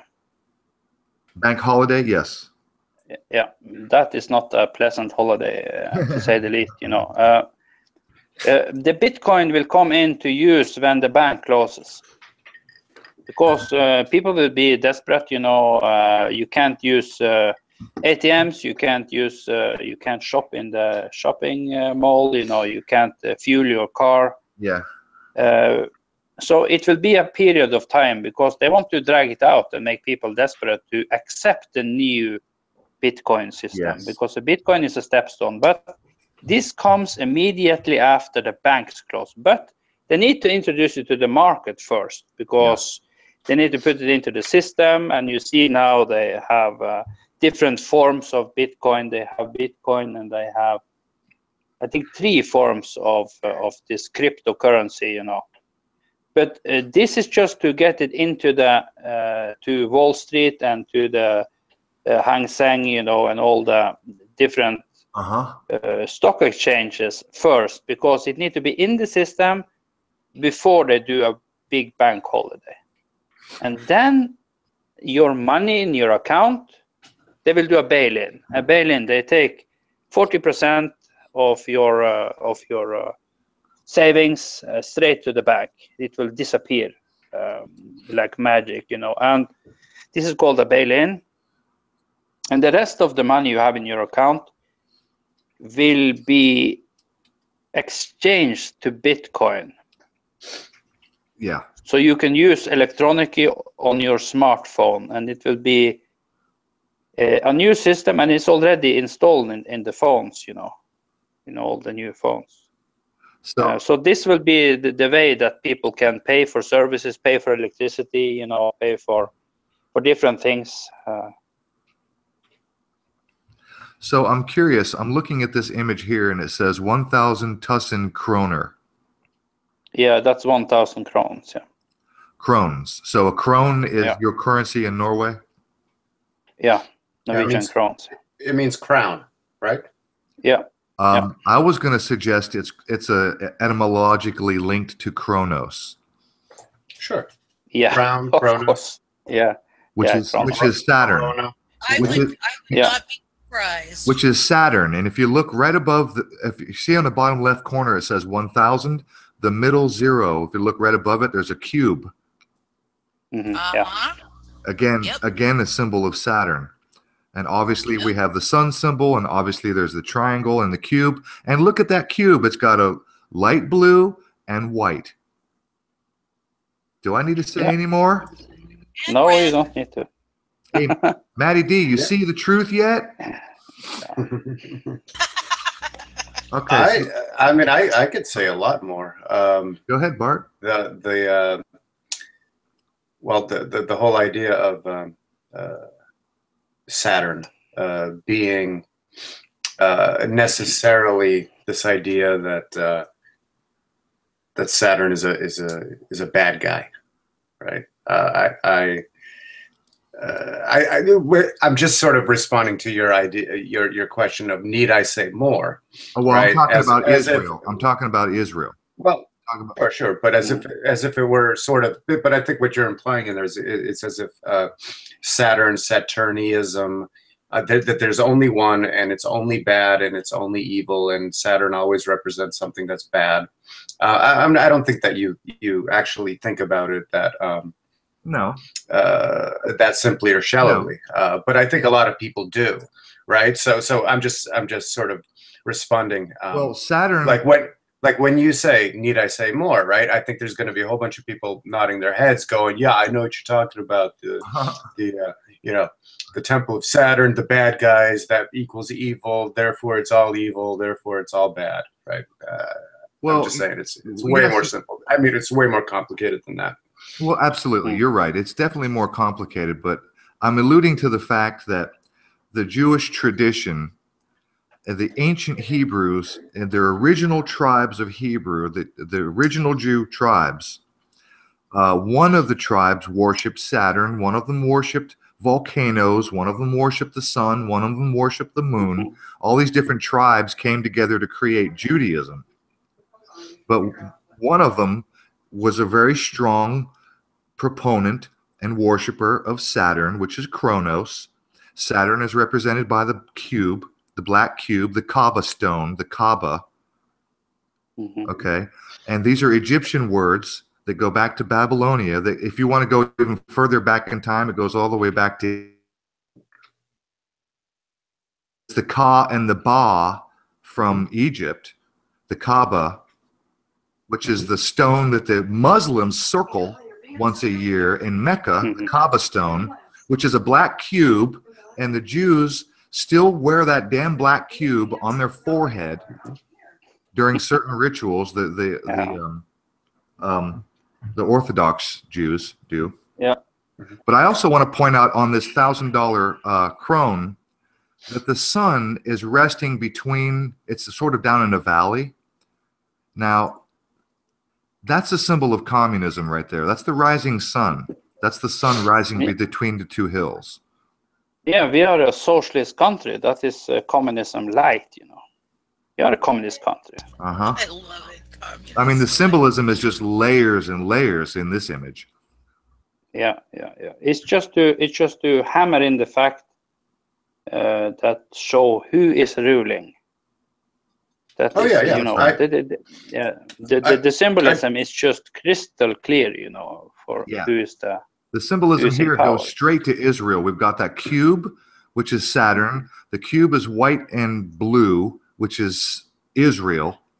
Obviously, there's a red triangle, which is the pyramid, which represents the Trinity. No, it represents the Freemasonry, because all Freemasonry have the seal of Solomon, you know, inside their lodge. So all Freemason lodges are controlled by this. The Freemason lodges are controlled by the Jesuits. No. Oh yes, they are. You can, you can see. No, but you can see.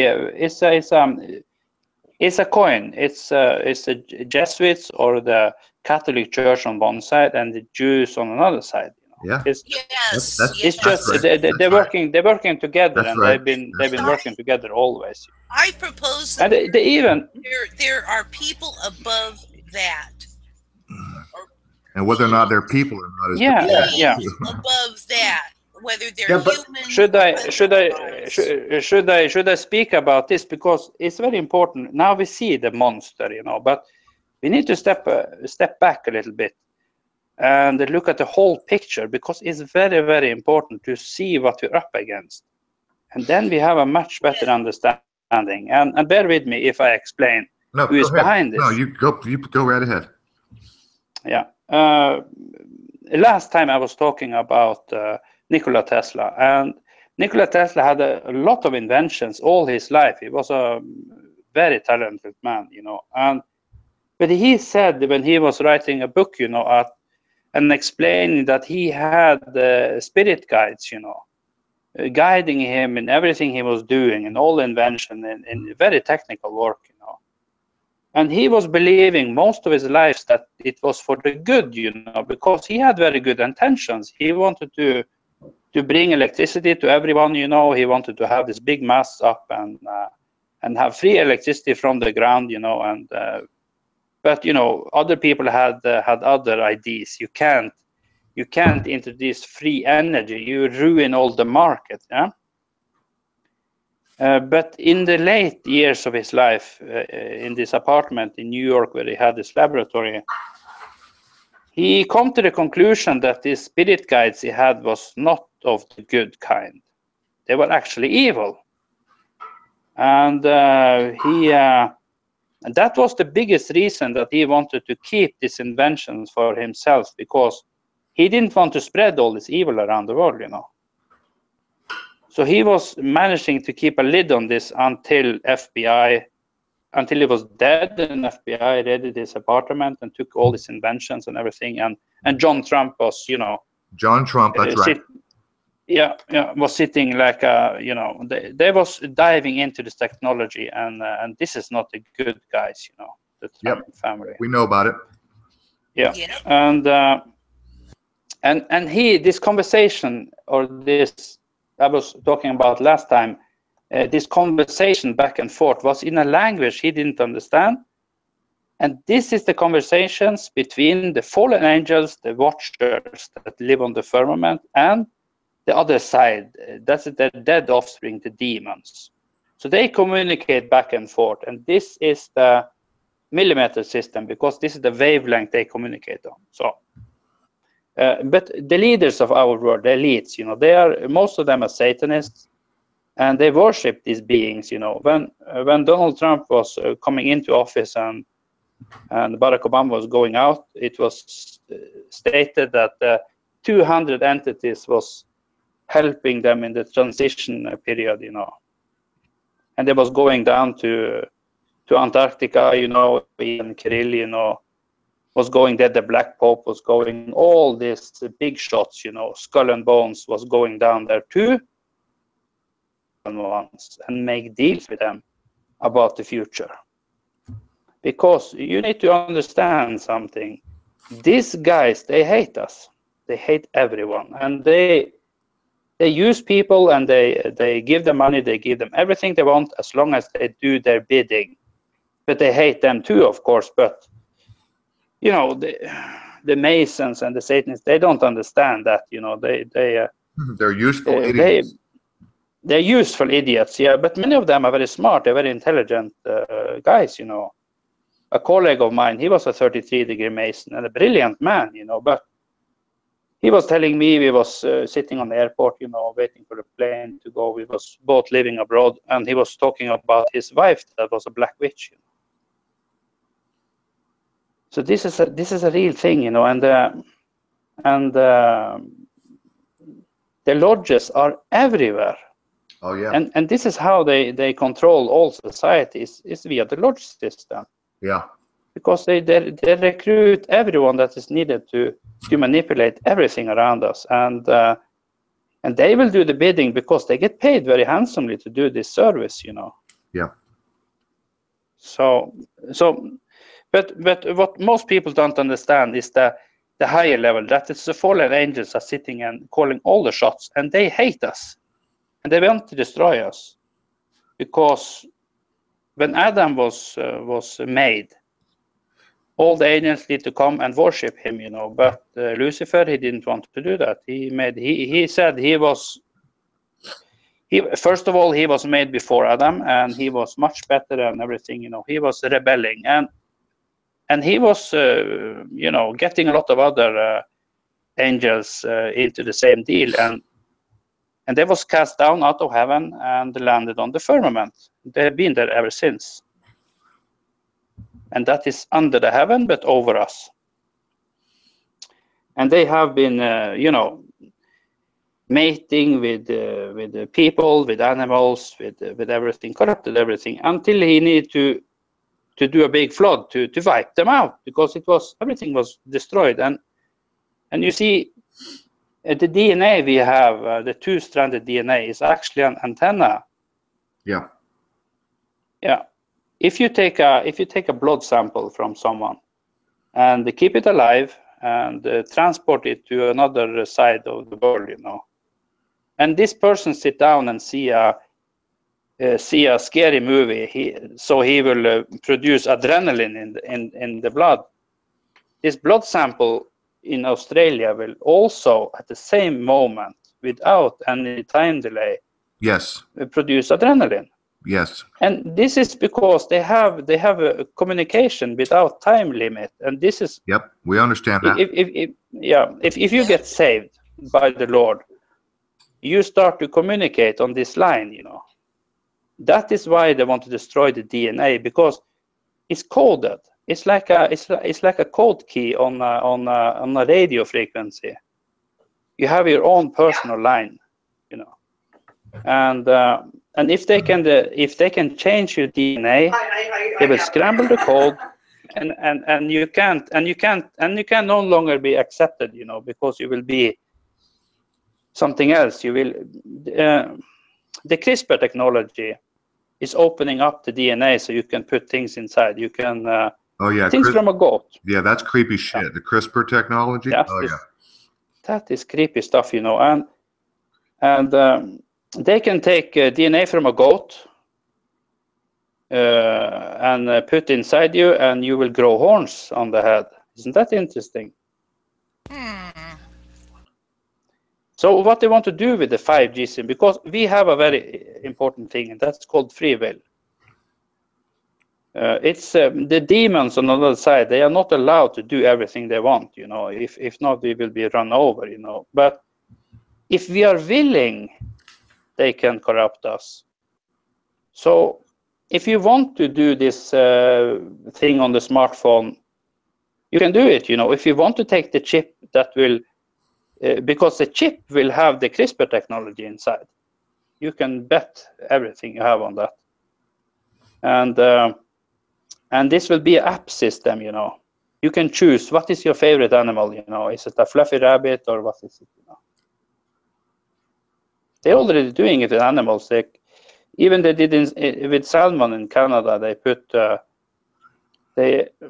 put something from I think it was from a jellyfish or something like that, DNA in the salmon, and let it loose, you know, in Canada, out in the nature. So this fish will take over, you know, and ruining all the normal stock. And even here now, this year we get the same salmon here, but it's not. It's probably been set out, you know. So they try to ruin all natural food sources around us, you know. We're only gonna have GMO. In what way was the salmon changed? The one you said they turned loose in Canada? How was it changed? DNA. I mean, what part of the DNA? What function in the fish? What aspect? Oh, I don't know what aspect, you know. But it was from. I think it was from a jellyfish or something, marine life, octopus maybe, octopus or a jellyfish. I can't remember, but this was put inside the fish, and they was released out in the nature. Fuck. So that is, that is insanity. But they are insane, Well, and they want to destroy. Yeah, they want to destroy all our natural food sources. That must be, clear for everyone. Every time I turn around, there's a brand new insanity to absorb. It's really, because sooner or later they're gonna put the cap on food. They want to starve us, Well, they want to feed us to each other. Oh yeah, they will do that, but they will do that in the camps, Soylent Green, Yeah. I mean, that's no joke. Yeah. No, that is not a joke at all. That was predictive programming, baby. Yeah. Okay, so they've been doing this. Yeah. I'm looking at this last image that you have. This is Norway Bank here. On this image, it looks like. Well, I'll start with this little map image. It looks like some sort of map, like a road map or a neighborhood. And the thing that jumps to my mind is Egypt. It almost looks like a map of, I don't know, Luxor Temple or something like that. The Osirian? The Osirian? Osirian, yes. I don't know, but to me, I could be wrong. That just screams an Egyptian temple or some sort of something. To me, that just looks, again, I don't know. I could be wrong. But I look at that little road map. It looks like a neighborhood, but I think that's probably like a compound or in Egypt. Anybody else thoughts? I don't know. It's a level 4 laboratory. Oh shit! It should be. It's turned on the side, But if you turn it, if you turn it to the left, you can see the white thing is the ground, and the other is the air, And the first floor is above ground. All the rest is underground. It's a level 4 lab. Like they have in Africa, Oh fuck! Okay. All right, now you just really creeped me out. And what is this thing? What is this? I have that effect. And what is this thing down at the very bottom that looks like the head of a puffin, and it's got like a beard, or is that some kind of squid? What is that? That is a lunde bird. It's a bird that is almost extinct, but it's a national bird of Norway, But look at the thing you have in the beak, It's not fish, it's people hanging out there. Yes, I was going to say it looked like people to me. What? Yeah, legs, Yep. You're going to feed us to the birds, Oh, jeez. It looks like a puffin. The bird looks like, I see it. It looks like a puffin with something in his mouth. Yeah. 3 guys hanging there. So the puffin, you don't call it a puffin. You call it something else? That's the same bird. Yeah, we call it the lunde. We call it the lunde bird. Okay, but it's probably Norwegian. It was up here. I saw it on this other note right there. It's upside down, but that's a puffin. Yeah. We call that a puffin. Yeah. That's your national bird? You call it a lunde? No, I don't know if it's national, but it's one of the birds that are very famous in Norway. Okay. Because they have those. I've been to Alaska a few times, and they have those things all over the place, and they call them puffins. Mm-hmm. So that looks like a puffin with something in his mouth. And you're suggesting that those are people? I don't see that. I do. Look like legs. When I first looked at it, it looked like people's legs. I agree. That was the first thing that came to mind on that. All right, I'm not seeing that one, but okay. Yeah, no. But it's a lot of creepy shit on the new notes, but it's very clear, the message is very clear, They are, shouting it out for people who have eyes to see. Yeah, but it's not just slaves, but they want to do something with us, Yes, we're food. This is what we are. We're servants, slaves, sex toys, and sacrifices. Yeah, all of the rest, and they're doing this in the lodges behind closed doors, and but they want to take the lodge system out now, out of the lodge and out in the open. They are tired of this, Yeah. keeping it a secret, Yeah. Yeah. So they're coming after everyone now. And when you see when the bank law system is changed, so all the people who have been taking up loans for everything, they will when they can't pay back, they will be consulants and they need to work it off. And that is slave labor camps, Yes, it is. That is slavery. Yeah, that is slavery. And they have it in the law system, so it's it's not something that I am sitting inventing. I'm just looking at the facts and trying to put everything together and look at the big picture. Because it's we need to understand the enemy. If we're gonna have a snowball's chance, we need to understand the enemy. Well, I think that I have a solution. I will mention that again. Like I said, I have a playlist on my channel, and it's all of my videos that deal with thoughts and direction I see.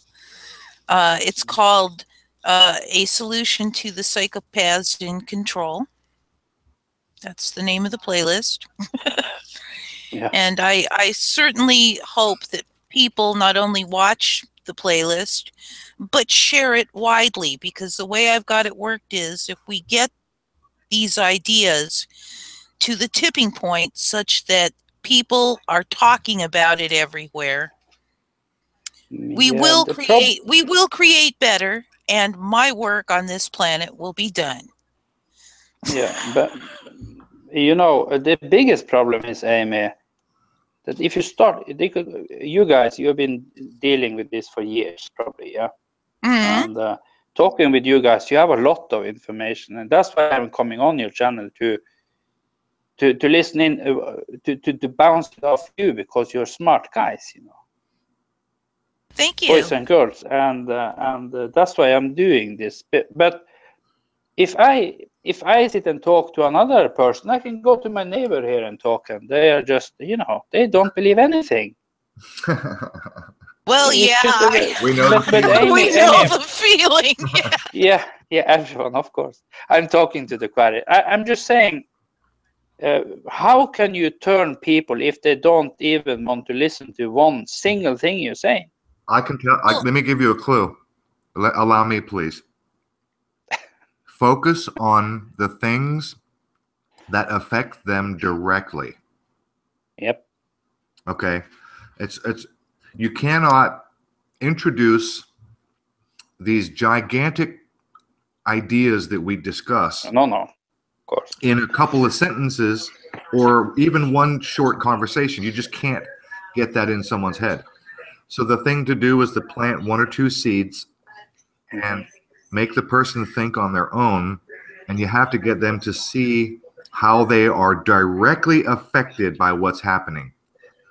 Like in the case we're talking today about 5G, if you want to talk to your neighbor who knows nothing about these things, anything about any conspiracies, you just leave out the symbolism, you leave out all of the fringy stuff, and you just focus on the one thing that affects them directly. And in this case, you can very easily describe how the millimeter waves are absorbed by biology and damages your DNA, and it's the part of your DNA. It's, oh crap, it just left my brain. Telomeres. Chromosomes, thank you. It damages the chromosome.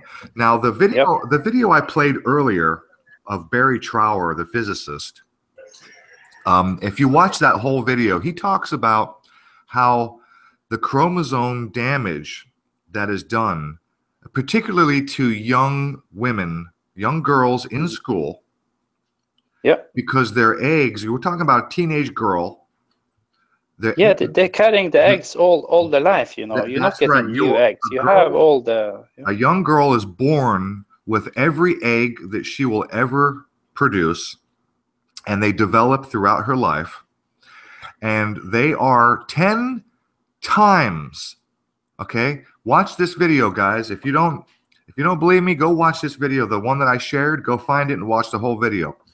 10 times more susceptible to these millimeter waves. The chromosomes of the eggs are damaged. So you're not going to see necessarily, you might see some cancer in the girl or the kids later on in life, but what you're going to see is when that girl tries to have children and reproduce, that her children are going to be fucked up. And because the chromosomes are damaged, see, look, we can trace the human genome. We can take a DNA sample from you and trace your lineage all the way back to what they call the bottleneck, where human, where the flood comes and only a few people survived. So you can trace your DNA all the way back to that moment, everybody. And that's the chromosomes. And when your chromosomes are damaged, that carries through your children and your children's children. So the kids today that are in school being subjected to these millimeter waves through the 5G networks, the chromosomes in their eggs are being damaged. And when they have children, their children will be fucked up in some way. And those children, if they ever have children, they will also be messed up. Look at Iraq. Do you remember when what you call this witch, many witches, of course, but she was presented with this 500,000 kids that was dying in the hospitals in Iraq because of the sanctions, But a lot of these kids, they were damaged because of radiation, Yeah, that was the depleted uranium-tipped weapons. Because but also they didn't say, because the Iraqi army was bombarded with millimeter waves. You remember that they was giving up in droves? Yeah, that was the head-to-skull technology. They was planting in the head that Allah said you need to give yourself up. Yes. And the millimeter waves. Voice to skull. Yeah, they was damaging the chromosomes, and in this, and they get a lot of people, all the new generation, 500,000 kids. That is a lot for a one country. Oh yeah, that's just fucking tragic. I can't even believe it. That is the 5G for you. And I have one more example. Here in Norway, the military was using this motor torpedo boats, and they was using millimeter waves with this on this big arrays they had on the boats, and it was a big. It was going to the court systems many times because all of the kids was, missing arms and missing legs and, missing eyes and, incredible damage, Yeah. And this was coming back from this radiation, and this was millimeter waves. Yeah, I think the depleted uranium was just a cover story to hide what really happened. Yes, exactly. Well, look, I mean, that may be true, but depleted uranium, because I mean, of course, it's dangerous too. It does the same thing. It's going to damage your DNA. It damages your chromosomes. Yeah. But one thing to realize is, look, what they did was they used this depleted uranium to destroy miles and miles of roadway worth of vehicles, of tanks and military and automobiles, trucks, cars. And then here's the thing. These people are so fucking poor over there. Pardon my language. These people are so poor over there, right? So many in poverty that they would go out to these wrecking yards, these fields of damaged vehicles, the highway to hell, they called it. And they would scrap metal. They would go and gather scrap metal for money. And they would buy, hanging around those areas, they're subjecting themselves to high levels of radiation. Yeah, this I was in the cavalry, so I know a lot about this ammunition, and this. When you have a bullet from depleted uranium, it will shatter on impact, Yes. It will go through a brick wall, but it will shatter, and you get all this uranium spread in the environment, every bullet, they fired, this they had this depleted uranium, you know, not rifle bullets, but bigger ammunition. Yeah, 50 caliber and bigger. Yeah, 50 caliber and up, you know. Yeah, everything, you know. So this is the way they are spreading this in the environment. It's not people going to fire. Of course, people can go to find stuff, you know, but every bullet they fire, you know, will shatter on impact on concrete or something else, and it will be spread in the environment. They will have the damage, you know, all around them. They will be radiated, you know, to oblivion. They will not die from the radiation, but the kids will, of course, they will be having cancer, you know. The clock is start to tick, you know, but it will damage the DNA before they be dead, you know. So that's why all the kids was, and they did it deliberately, you know, to having sanctions on the hospital, because they wanted to see the reaction. They wanted to, you know, to make a computer model on this, because they want to do it to everyone. It's psychopaths. Yes, psychopaths, no doubt. Yeah, psychopaths. Hey, I wanted to jump in and make a comment on what you were talking about, Aaron, which is, you know, when you want to talk to your neighbors, talk to regular folks who are not as, let's say, scholarly, invested in looking far and wide and really considering some of this exotic material that we've been studying and sitting in for quite a while. And even in your advice, you sort of went into, you know, pretty intense stuff, right? Which is like, you know, pay attention to how the microwaves affect biology, and then it goes down into the chromosomes, and then it's generational and all of the, even there, I feel like the majority of people would switch off their listening device, you know, after sentence 3.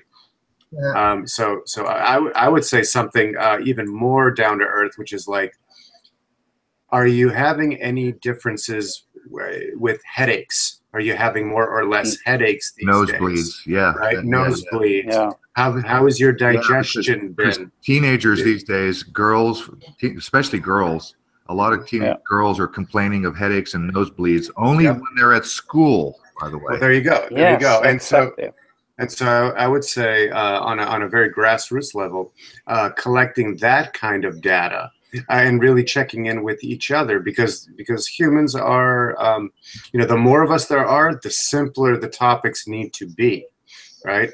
And I would say 2 people saying, yeah, I had 3 headaches last week, is way less impactful than saying, you know, hey, we've continued to talk about it.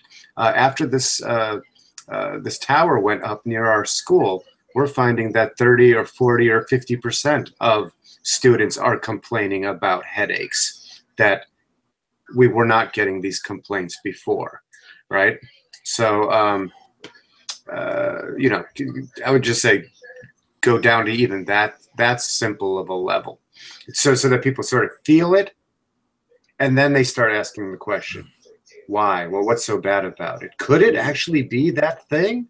You know, could it be that technology that is encroaching upon me from every corner? Well, you know, maybe it's not all good, right? Okay. No, that's a good point, Bart. That's an excellent point. It's a little more narrow and more direct than what I was suggesting, and you're right. If you get too technical, people will tune you out on the 3rd sentence. That's a good point. And I was going to say, unfortunately, it may require pulling out your smartphone and showing them a video right there on the spot. I do that all the time. I'm like, really? You want to see? And I pull out my phone and blah, blah, blah, blah, blah, and I watch this for 2 minutes and bang. You know what I mean? So it's all, unfortunately, it may require the use of this current technology that we have to get people to wake up, to see, you know, pull out your phone and pull up that Barry Trower video and show them the little 2-minute clip where Barry talks about the baby, the doctor with the crib death. And then 5 years later, another crib in exact location, bang, another crib death, and on the other side of the wall is a transmitter. So, you know, that wakes people up. It gets them to open their eyes. It makes their ears perk up. That's all you can do is lead a horse to water. You can't make people drink. No, yeah. Just one little thing before you start, Nils, which is you're sort of lamenting about the idea of using the very technology to demonstrate itself, and I've become very I've become a fan of this phrase. The only way out is through. Right. So we need to go through this. We can't. You know, Bart, you're a smart guy. We can't avoid this. It's not possible. We need to go through it. Either we want it or not. We just need to accept it. We need to find the best way to do it. We need to have the smartest mind sitting down and finding out how can we can change. We can't turn it around. We can't, you know. But we need to find a model how to survive this crap, you know. Well, that's it. I think survival, self-defense, survival, awareness, and community. Each one teach one. Remain. See what is working and see what is not working. Yeah, exactly. It's the same solution that it's always been. And I was thinking about this earlier today, which is if the plan was to have destroyed us, it would have happened by now, right? If the plan was that there would hold on. Okay. That there would be no human life. We would have actually been able to do it. I think one of these great cosmic jokes that gets played is no matter how hard we try, we can't do it. And when we get tired and rest from trying to destroy each other, we find that we're in a better place than where we started from. And then rinse and repeat again and again and again. I know that might not be the same way that everybody looks at it, but I'm sort of pragmatic about it that way. It's like I don't get distracted by the squeaky wheel. I'm always trying to look at big trends. And I think there's more happy, more healthy, more sane people per, not necessarily even per capita, but in overall number today than there ever have been. And maybe that's the system as it works. Maybe that's actually the best we could hope for. Until we can hope for something better. I think, over to you, Amy. I think we can hope for better. In fact, we can work for better. But what I wanted to point out is that when you said if they were going to destroy us, well, yeah, if they were going to destroy all of us, probably. But I don't think they want to destroy all of us. They just want to destroy enough of us to the point that we can be controlled 100%. And I think that the only reason they haven't done it yet is that they're working, they're into their numerology. I mean, seriously into their numerology, and they have set up waiting for that right date that has all the right numbers. Yes, whatever Amy, that date might be. Yes, Amy, but you see, they need to have certain things in place before they can do stuff, because they are doing everything on computer models. They are doing false flag terrorist attacks, and they are monitoring everything that's going on and see people's reaction. You need to understand that you're basically in a big lab here. Well, apparently, I didn't sign up for it. I don't consent. No. They didn't ask anyone. I know that. Ask anyone, Well, I think that they actually do think they're asking us in their very esoteric and Yeah. If you say no, if you say no, well, they think you say yes. Yeah. Well, I think more to the point is that they get implied consent because they say, well, in this obscure and esoteric way, we told you and you didn't say no, so that means you said yes. Yeah, you didn't protest. I think you that's didn't go more out in the street and protest, you know, so that's right. why you're accepting it. No, but exactly. So you didn't say you do not consent. We got about 20 minutes left. I'm curious, Nils, do you know anything about this D-wave technology? Oh, yeah. Quantum computing that they're talking about? Yes. They're talking about communicating with other dimensions. Do you buy into that? Do you think they're really doing that? Yeah. Yeah, definitely.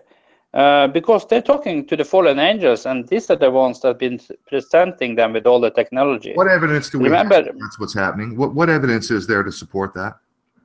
Nikola Tesla.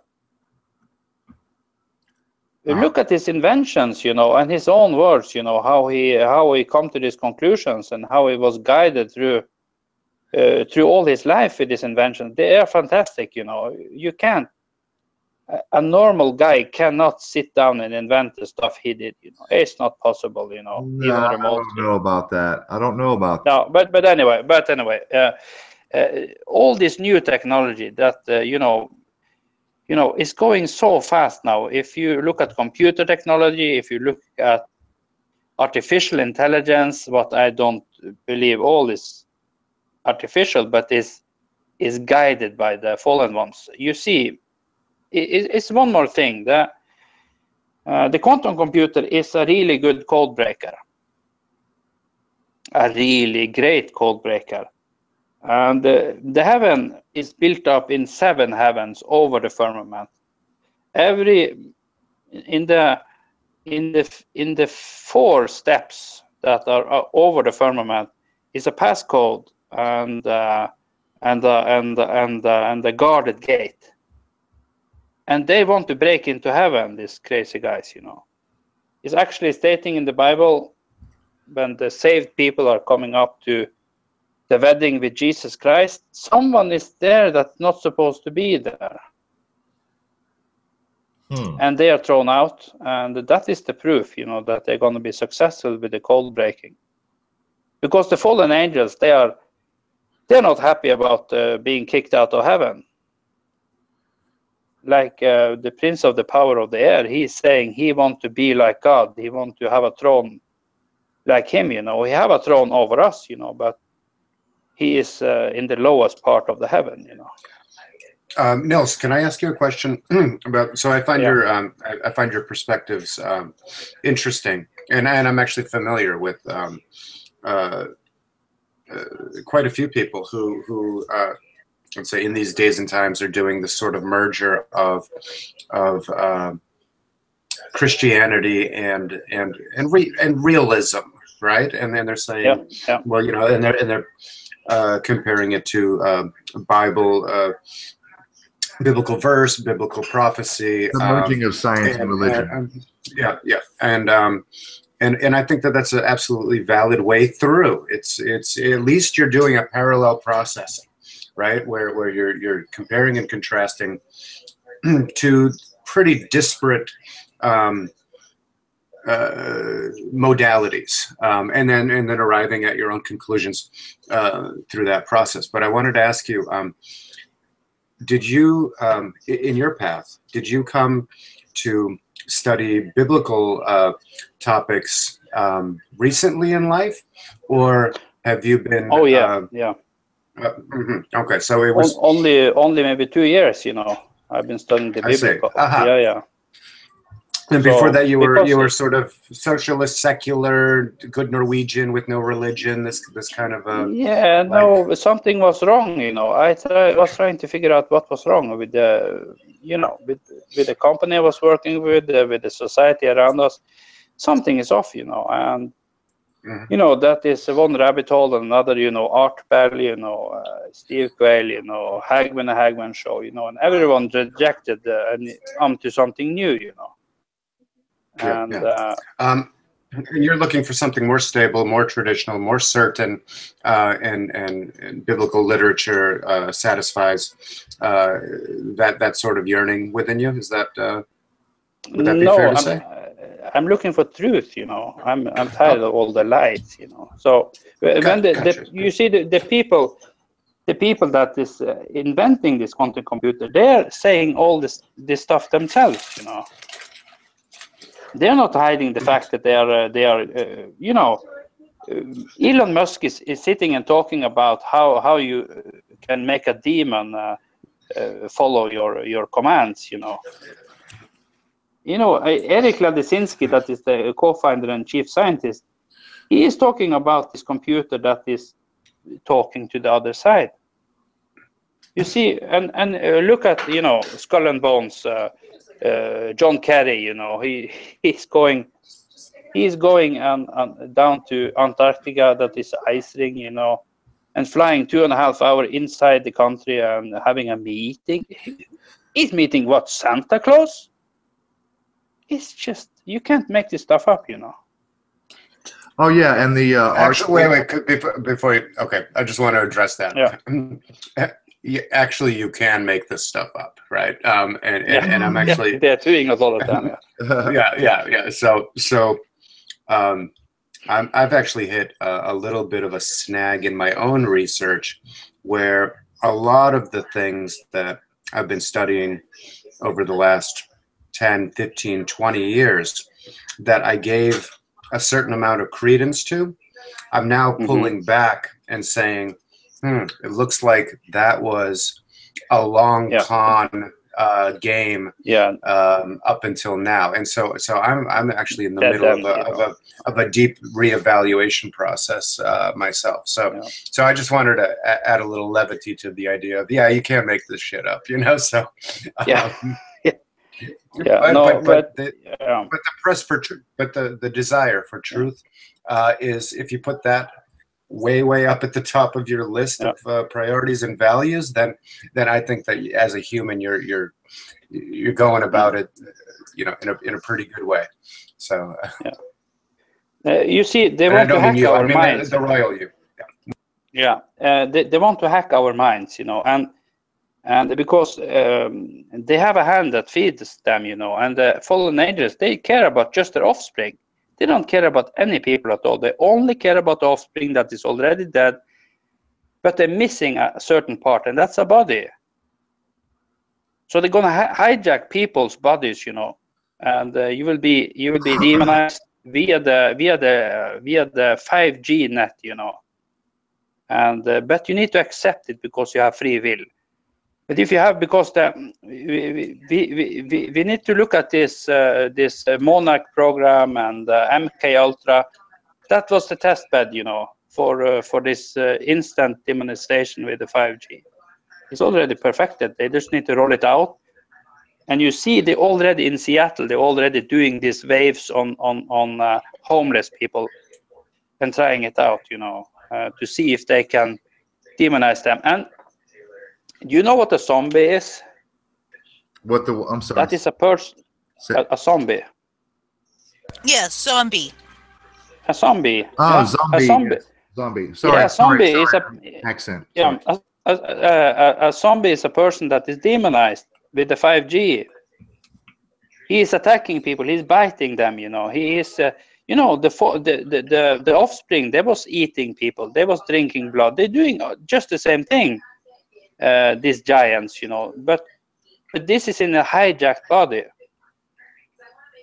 This is what they want to do. This crazy. And it seems, well, it seems like it's also being done in a more civilized way, right? It's under the cover of civilized. I coined a phrase the other day accidentally. I was thinking that there's something about civilization that can cause illness, right? So being civilized, being domesticated, getting out of in touch with a sort of wild, free spirit of humanness, which is not to say that one shouldn't be kind and social and all of these things, but I'm saying, you know, like forced domestication, and so the word I came up with was civ-illness, right? So it's like the illness that one feels from buying in too much into civilization and being simultaneously betrayed by it. So I thought I would throw that out there, see if that sticks to the wall. Yeah. No, this is absolutely horrific what they want to do, you know, and they will not do it worldwide straight away. They will do it like they always do. They will try out one beta test, you know, a full scale test on a city or an area or some to look and read my lips, you know. This will be the zombie virus. Yes. The zombie virus. And what do you need to do then? You need to start to vaccinate people. Here we go, you know. This is the game plan. Well, when I think of the zombie thing, and zombies have been this trope in media and movies and comic books for quite a while, and I would say that it's hit a whole new crescendo within the last, I don't know, 5-6 years. Yes, indeed. Yeah, it seems like the zombie movie is like, it's a whole genre unto itself. You know, it branched off from the horror genre, and now it's a big, the same way I would say like video games became their entire, you know, an entire industry, and now are eclipsing the entire movie industry. There's more spent on video games than on movies. But my point is, the zombie thing is like a metaphor. It acts as a metaphor for me, which is, what are the zombies all hungry for? Right? They're all hungry for brains. Yeah. Right, so it's the idea of the brain, like humans who've had their brains scooped out and disconnected from them, and they're walking around and they have the sense of, I want my brain back, right? But because their brains are fried, the only way that they can conceive of it is, I have to eat someone else's brain to get my brain back, right? They're that stupefied, and so on a metaphorical level, oh my goodness, I mean, I have this feeling walking around town, and I live in a pretty neat little town, but I would say every third person to me that I look in their, if I can see their eyes, I look in their eyes, they're dead. They're dead eyes. There's nobody home. Yep. It's just the stupefaction with all society, and this is the TV, you know. Yes. The TV. This is guaranteed, you know. It's the newer TV you have, the worse it gets, you know, because it will be on a whole different level of mind control, and it's mind control because you can sit and talk. I talk with you guys. You remember everything I said last time, you know, and you're researching this. But if you talk to someone else, you know, you can talk with them and you can explain to them, and next time you meet them, they forget everything. Yeah. Why is that?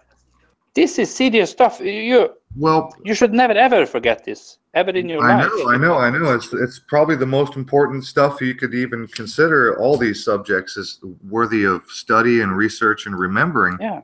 But you're speaking to a group of people who recognize the importance and the relevance, and we take it seriously, and that's why we remember. But you don't go to bed and you wake up with a cursor standing and blinking in the upper left corner.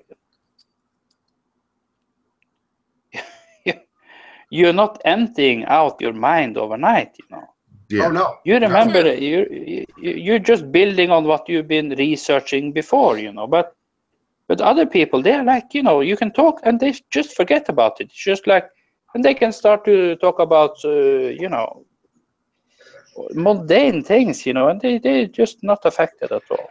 Well, I guess the full-time job and the baby that needs burped and the lawn that needs mowed and the fluoride in the water is doing its job. I mean, we're up against something pretty massive here, and we all recognize that it's so hard to, like you make a great point, Nils. You try to tell somebody and you might get them engaged for a few minutes and you might blow their mind. They're like, wow. And you're absolutely right, Nils. The very next day, it's out of their mind. They never think about it again. They won't go tell somebody else about it. No, never ever. Say, hey, did you know you won't believe what this guy told me yesterday, and I found out it turns out it's true. I don't understand. There's a huge disconnect, and we're as mystified as you are. Oh, I'm not mystified. And I think Nils and I think we all agree that this is the TV has programmed us to be this way, right? It's that soundbite culture. It is that that idea of the 6 o'clock news. Every day we bring you the news. It's the same thing, but it's completely different. But it's the same thing, but it's completely different, right? And so the brain becomes that pattern, that pattern, right? And talk about microwaves, etc. This is all MK Ultra stuff, and it's all waves and waveforms, these are just the latest iterations of this. But that whole, hold on, I'm almost done. That phenomenon, specifically what you talk about, that is the turning on and turning off of the TV, the daily program that runs in a certain cycle. It conditions the human being to, every day is a brand new day. Slate is clean. Brainwashed. And every bit of information is as valuable as any other bit of information. As long as sort of entertaining and hits an emotional button, well, then it goes into the same category of, same degree of importance. Well, on to the next thing. So, I just wanted to say that while I agree with everything you said, I think there's one other element that's involved here. You have, I don't know if you've ever read William Glasser's choice theory, but I highly recommend it. And from my experimentation, it is not theory. It is an axiom, perhaps. At any rate, one of the things that people have is what they call their quality world. And this is where they build their image of the world and it works for them, whether what they put in there is the truth or lies or whatever. But when something comes along to challenge that quality world, they are far more likely to just blow it off without looking at the data, and they are also inclined to forget things that somehow challenge the way that they perceive things. Yeah, political correctness, that is a very dangerous thing. I think that can be very deadly, This is, people say, oh, it's a light in the end of the tunnel. Yeah, of course. It's a train coming, you need to step off from the tracks. I say, yes, political correctness is horrible, but I say political anything is dangerous. Yeah, it's very dangerous. Yes. You shouldn't touch it with a 10-foot pole, you should. Yeah, no, well, this is, I was just going to say that as far as police dangerous, in the ideas that I present, there is an idea that we eliminate political in favor of solving problems. And, I won't go in too much depth, but to be sure, I'll be linking to my work when I upload this to my channel. And and if you want... You will be studied very closely, Amy. I hope so. I hope so. I will go through all your videos, and look at your work. It's very good. It's been my life's work, and I've been I put everything finally together about a decade ago, maybe a little more. Mhm. And I've been working on sharing awareness of it ever since. So, Yeah. you know, my unpaid work for recognition and love and caring a lot more than any piece of shit, piece of junk money that I would get. Yeah, you don't need to be paid for everything, you know. It's called integrity, you know. Well, and that's what the whole system that I put together is built upon, is the idea that we have social currencies. And a hell of a lot of what we do each day is done for social currency. You want me to help you with that, dear? Love, appreciation, thanks. You know, you're not saying, hey, I'll help you with that, dear, if you give me $3 or 3 krone or, you know, whatever. You know, krones, we do things a lot just for these social currencies that we acquire. And frankly, if I could live as richly as I wanted to do, I would be doing an awful lot just because people appreciate what I do. And I know that maybe not every human on this planet would do that, but most of us would, especially if we're in there solving problems that affect us. I'm just saying. Yeah. Anyway, I'm off my soapbox now. No, but we need to look at all opportunities here. We need to look at every single thing, because you know, we are grasping at straws here. You know, we are just sitting and finding out what all the problems are, but we didn't talk about solutions. We probably need another 3-hour program, you know, for that. Well, hey, you know, it's good. It's coming. Yeah, it's coming up. No, this is a very big thing, you know, this 5G. But I hope people that listening in tonight, you know, can feel the gravity, you know, because when you start to pull everything in, you know, like Bart is saying, you can see everything is coming together, you know, all these different things, and they are connected. They're connected, and then you start to see how the elephant looks, you know, and it's not pretty at all, you know. There is definitely a sense out there and in me that things are coming together and congealing in a much different way than ever before. And of course, I'm careful to keep checking in with myself that I don't fall into some sort of you know, self-fulfilling prophecy again, kind of situation. But I can't also deny that the more I look, the more things seem connected, and the more synchronicities are happening, and there just seems to be a different flow to things these days than I've ever detected or experienced before in my life. And I've been looking for that, right? So I've been studying this and looking for that, and really had my antenna primed. And I'll tell you, over the last couple of months, it seemed way more intense than ever before. I don't think it's just a function of being here now. So listen, you guys, let's spend just a few minutes. Let's do a couple of minutes of overtime. And I want to engage everybody in the chat and everybody on the panel.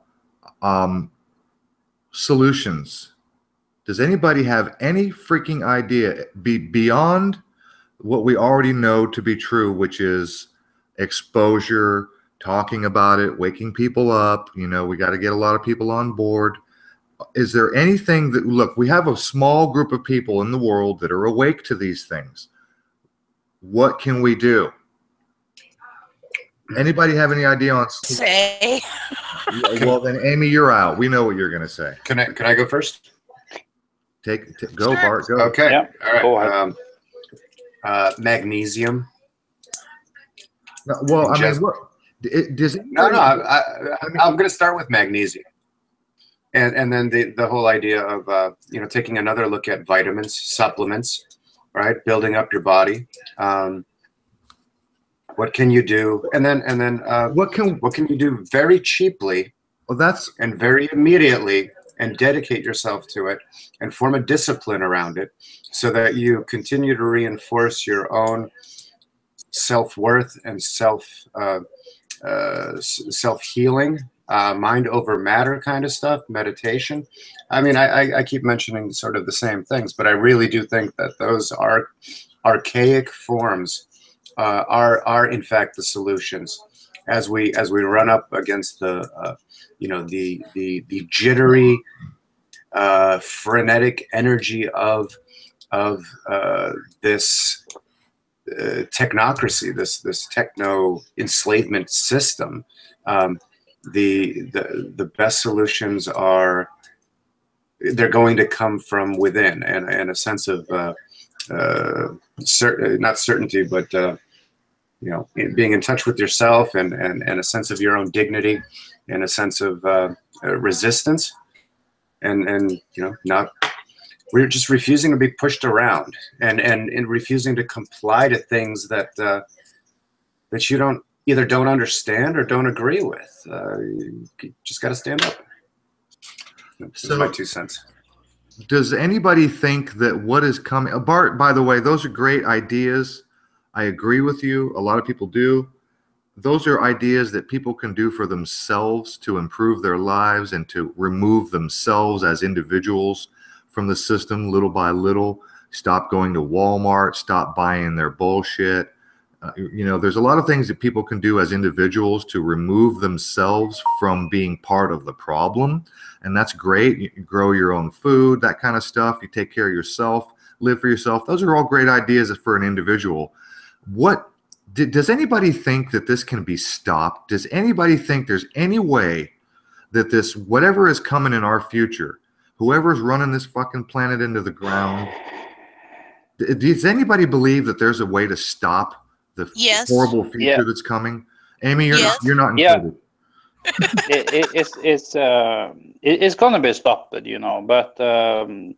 it's a few years ahead still, and we need to survive before that time comes, So I think the most important thing is strategic relocation. People need to start to think about where they're living, Because in a city, no, I don't think so. It's not going to fly. Because you're going to be bombarded. And I can say one thing of, when I was living in Klaipėda in Lithuania, it was quite a big city in Eastern Europe. One morning I was driving my daughter to kindergarten. They was exercising, closing off the city, They closed all highways and everything was just a gigantic traffic cork, And they was putting up fences and they had everything, And later that day, the ferries, was boarded by the military, this SWAT teams, while they was going, civilian ferries, normal ferries. So then I was finding out, this is probably not the best place to stay. And, it was coming on railway cars. It was coming, miles and miles and miles of American war materials, Humvees and tanks and everything was just rolling in, So, the cities is a trap, The cities is a big trap. You will be trapped there and you need to walk out, because they would shut off the cars. But I think the system is gradually being rolled out. But at some point, shit is gonna hit the fan. They will start to shoot at us. They will start to arrest us and put us in camps. But I think they want to do it on a smaller scale first.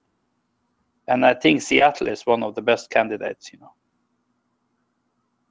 Yeah, a lot of people seem to think Seattle is in the crosshairs. Yeah, but I live as far away as from people as I can. Still have a lights on, and I will fight this tooth and nail. Yeah, no, we all have a choice, Well, I guess I have a choice, I'm. My situation is I'm disabled. I've been denied assistance. I am destitute, and I'm technically homeless, living by the grace of friends who let me crash at their place and use their Wi-Fi and hang out. And if I didn't have that, I'd be on the street in the cold, in the snow, because it's snowing here now. And so I'm very grateful to have such friends, but it's not much choice. No, you know? no. It's in the city, and you know, what am I going to do? I'm not saying that everyone will do, but please consider it. You know. Oh yeah, I'm with you. It's just probably people are listening, and they will be listening for a longer time if they don't shut your channel down, Aram. But you know, everyone need to look at the book. It's called Strategic Relocation. You know, I can't remember the author. You know, but he's a very brilliant man. You know? And he is talking about this stuff. But this is not about prepping. This is about moving to a place where you have a chance not to be radiated to death. You know. That makes sense to me. The one of these things that keeps coming back into my own mind is move out to the country, have a farm, be self-sustainable, and breathe better air, drink better water, and eat healthier food. Hey Bart, if you have a farm, do you want a disabled old lady there? Of course, we'll put you in the barn. Awesome. No, I'd probably give you a room or two, of course. Oh, that would be so nice. Let's do it. I'm ready. I know it's. Is anybody familiar with the novel Candide by Voltaire? Anybody? I haven't read it. Here's a quick. I want to say 1800s. It was written, and here's the idea.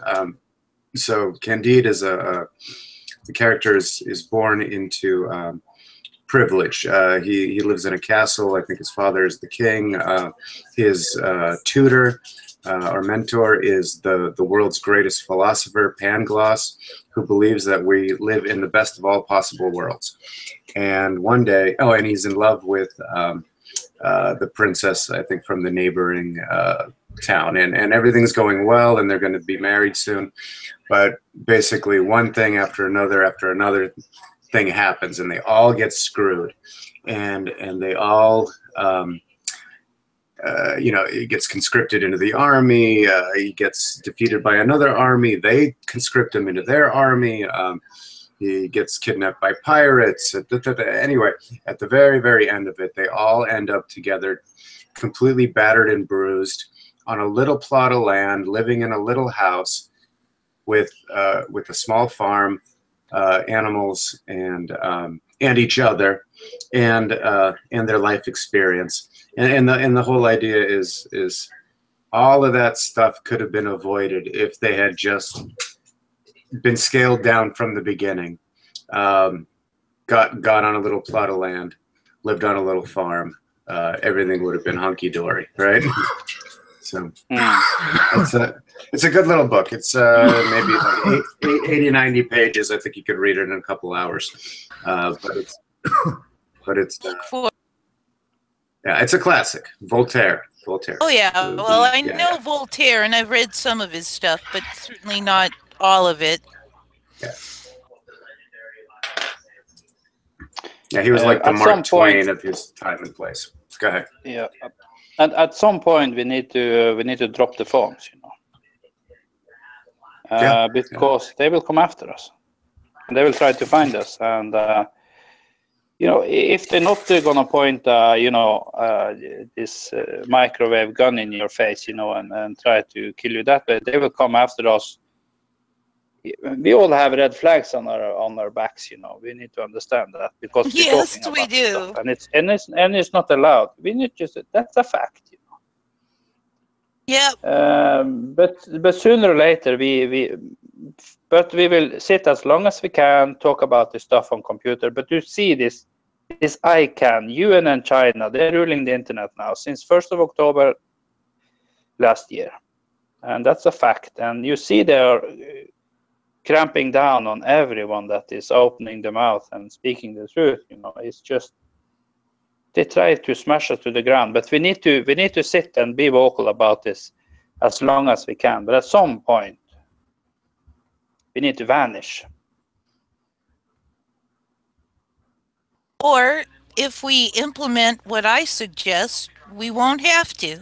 But we'll leave that for people to explore. They can explore it. But I'm just saying we need to understand the gravity. But I don't want to paint everything black, because it's not, you know. You can be saved by Jesus Christ, and we need to go through this all together, you know.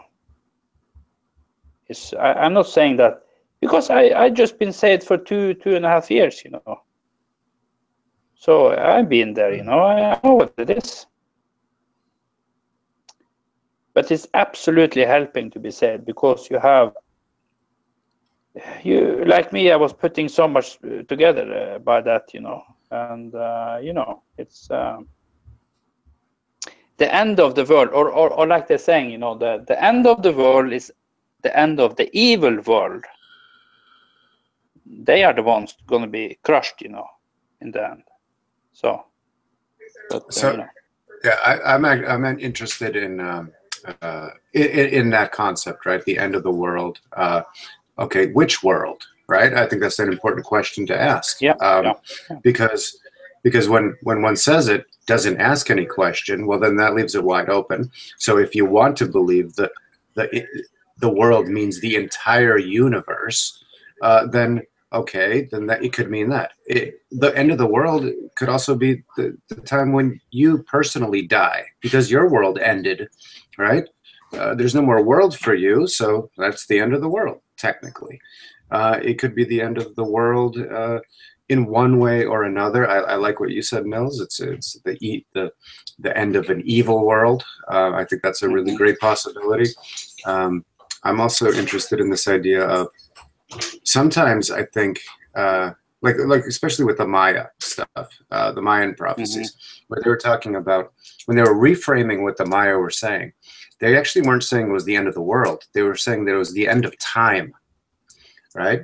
And so, when you like from more Christian perspective, especially the way it's spoken about here in the States, this idea of the end times, right? The end of the world, the end times. And sometimes those two concepts kind of get conflated, where, you know, if you say the end of time, that means the end of the world. And if you mean the end of the world, that means the end of time. Not necessarily so. I'm really interested in that concept of the end of time, because I think that it may have actually happened, that we are now living in the post end of time season, if you will, where we've worked really hard to keep things as stable as possible, but we are actually living in a different kind of time right now. I don't know, something to think about. Yeah, it's called bad times. They're not all bad though. Yeah. No. Of course, they're not all bad. They're not all bad. No, but you know, I think we know too much. You know, we know too much. A little bit of knowledge is a dangerous thing, as they say. Yeah, a lot of knowledge is even worse. But then if you ever think about how much knowledge is out there to be had, and then how much you're actually holding, then you know, that sort of changes the ratios around what a lot is, you know. So as more we're learning, we just understand how little we actually know. I try to do that exercise a couple times a week, and it helps me stay humble. We need to stay humble. We don't know it all, you know. We're just sharing information here, guys. Yeah, totally. And it's been a real pleasure to have you with us today, Nils. If I could speak I'm very for happy. all of us. You guys, it's been awesome. Nils, final thoughts, you guys? Let's wrap this up. Final thought. My final thought is I'm going to get the outro queued up, and one at a time. Try again. My final thought is that the internet neutrality, we'll have to leave that for some other time. But no, it's been great, Nils. I I seriously enjoyed it, and if you round after we go unlive, and we can you have totally, you're cutting out completely. Like we got 3 out of 10 words. Oh. So you want to try that one more time? What did you get? Everything? No, nothing. No, just try again. Okay. I said unfortunately we didn't get to the net neutrality issue. And but that's we'll save for another time. And it's been an absolute pleasure, Nils, talking with you. And I look forward to vacation. Yeah, that's good. And it's been an absolute pleasure to talk with you guys, because you're excellent. You're very bright, and you are, you know, it's a light point, you know, in all the struggle with all the people that don't want to listen and don't, because we bounce off each other, you know. We need to we need to figure this out, you know. No, that's why I came. Sorry, Aaron. That's why I came on board. I had never done any video, any chats, any Skyping, anything, and then I ran into Bart. Start again, Bart. Okay, was it choppy? Terrible. Sorry. Okay, I was just saying, Nils, that Amy and Aaron and the guy who was here before me, Ian. They had the that's what attracted me to come in and be a guest first, and then it worked out that I joined on as a co-host, and it's because of the way Amy and Aaron are. They are very open, very knowledgeable, and very kind, and I think fair, and they're after, they have the right value sets, and so they really helped me come out and be bold and confident in speaking my mind, because they gave such warm terrain for that to happen, and I sense that you're picking that up as well. So you know, just the way that just the way it happened for me, I hope it also happens for you and leads to more meetings with more like-minded people and a greater sense of purpose and fulfillment and onward, you know, good onward progress in your path, and I hope you find the things you're looking for, and do well for your family and for yourself. Oh, thank you very much, and likewise, you know, likewise, Bart. It's thank you, Nils. I couldn't have said it better myself. Thank you. Well, it really has been a pleasure, Nils. One of the things I love most about doing this show with partners like Bart and Ian and Amy, one of the things I really love the most is just being able to connect with people all over the world, expanding my horizons and learning about things that I would never learn about, like just being able to talk to a guy in Norway. For me, as a dumb American, you know, that's just, you know, next week I'll be talking to, you know, people in UK or Australia. We've had guests on here from Moscow, all over the world. And it's fantastic. So it's really the best tool. I used to have a phrase regarding the internet that I used to say that it's the best thing our masters have ever let us have. Do you know what I mean? Yes. And yeah, we can share opinions and feelings and thought and problems. You know, something that boggles my mind: how can I sit and talk to an American without any delay on my voice? Well, because electricity moves at the speed of light, they say. Just wait till 5G rolls out. You'll love it. I love it. I'm gonna talk before I know what I'm saying. You know. Exactly. I was straight in my mind. Well, I was going to say that the conversation will actually run backwards into time, because because the message will be received before it was even said, and then we'll have a singularity collapse, but we won't even know it. So pre-crime, you know, pre-crime. You know, I've got one note here that I didn't get through. Actually, a couple of them, but let me throw this out there. Facebook starts global rollout of AI suicide prevention tools. Oh, joy. Really? Okay, so that sorry. I just have an immediate reaction. What it does, I know, right? What it does is, it means the opposite. It means the opposite of what it says there. Well, here's what it definitely kill you, you know. Here's what it says it does. It says this is a monitoring long language, and not just monitoring language and things like how it's how fast you scroll, how fast you go from page to page, or you flip through and scroll through a page, and it's like. What is that? This is the AI program being rolled out by Facebook and other tech giants like Google, but mainly Facebook right now. This is the article, and it monitors how fast you scroll. You know what I mean? It's like all of your nuanced behaviors. Wow.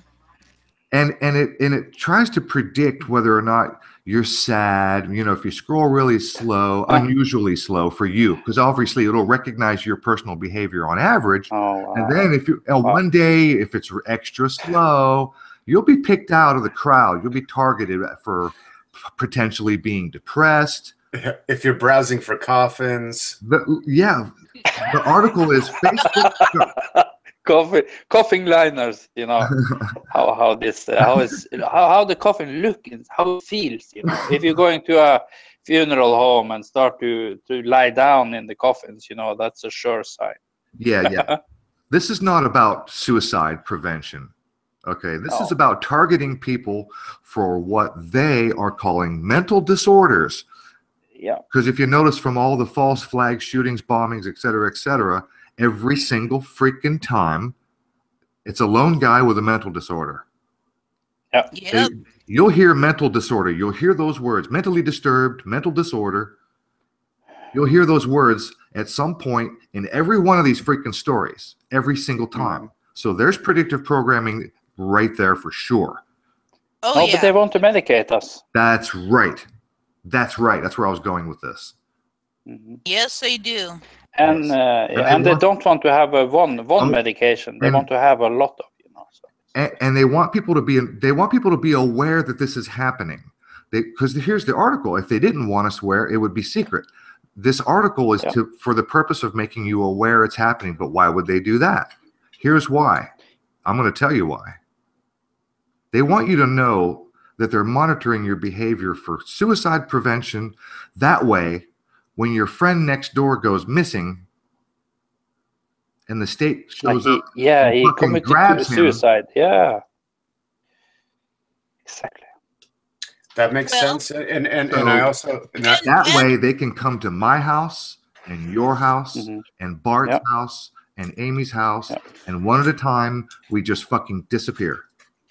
Yeah. Black helicopter landing, 20 minutes. I calculated out. It's just the time they need to extract someone. And for the most part, it'll be quiet and nobody will say a word. But when somebody raises a stink, and if they have to make an excuse, they can say, well, we detected this. Our AI systems detected he was depressed and we got him in here for evaluation. And sure enough, this guy's got problems. Hey, you've talked to him, right? Isn't he a crazy conspiracy guy?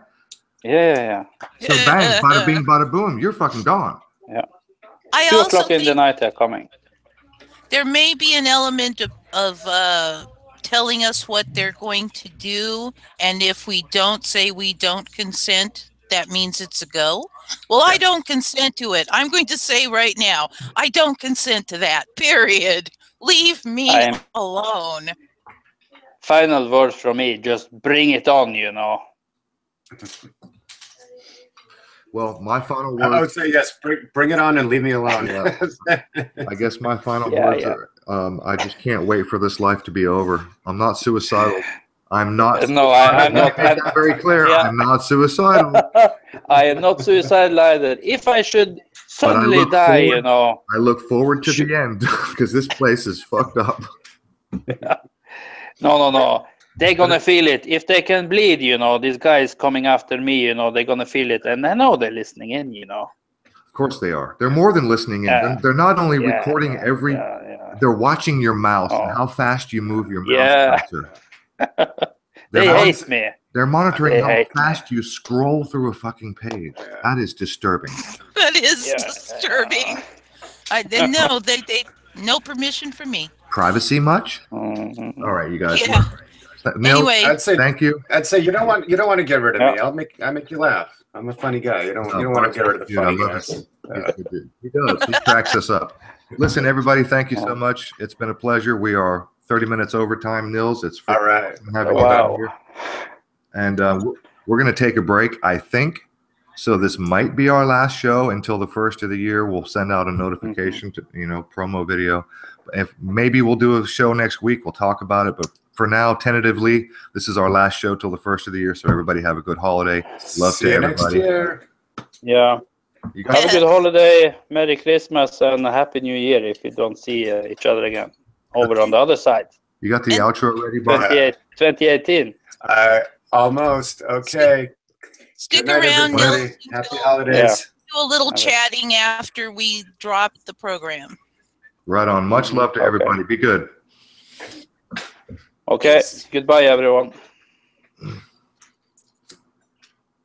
Is the music going? Is it going? No, it's not. we could no hum sound. All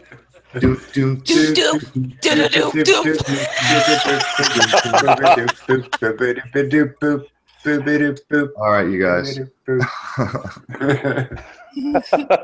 All right, I'm killing the broadcast. Goodbye, everybody. We'll see you next year. Bye.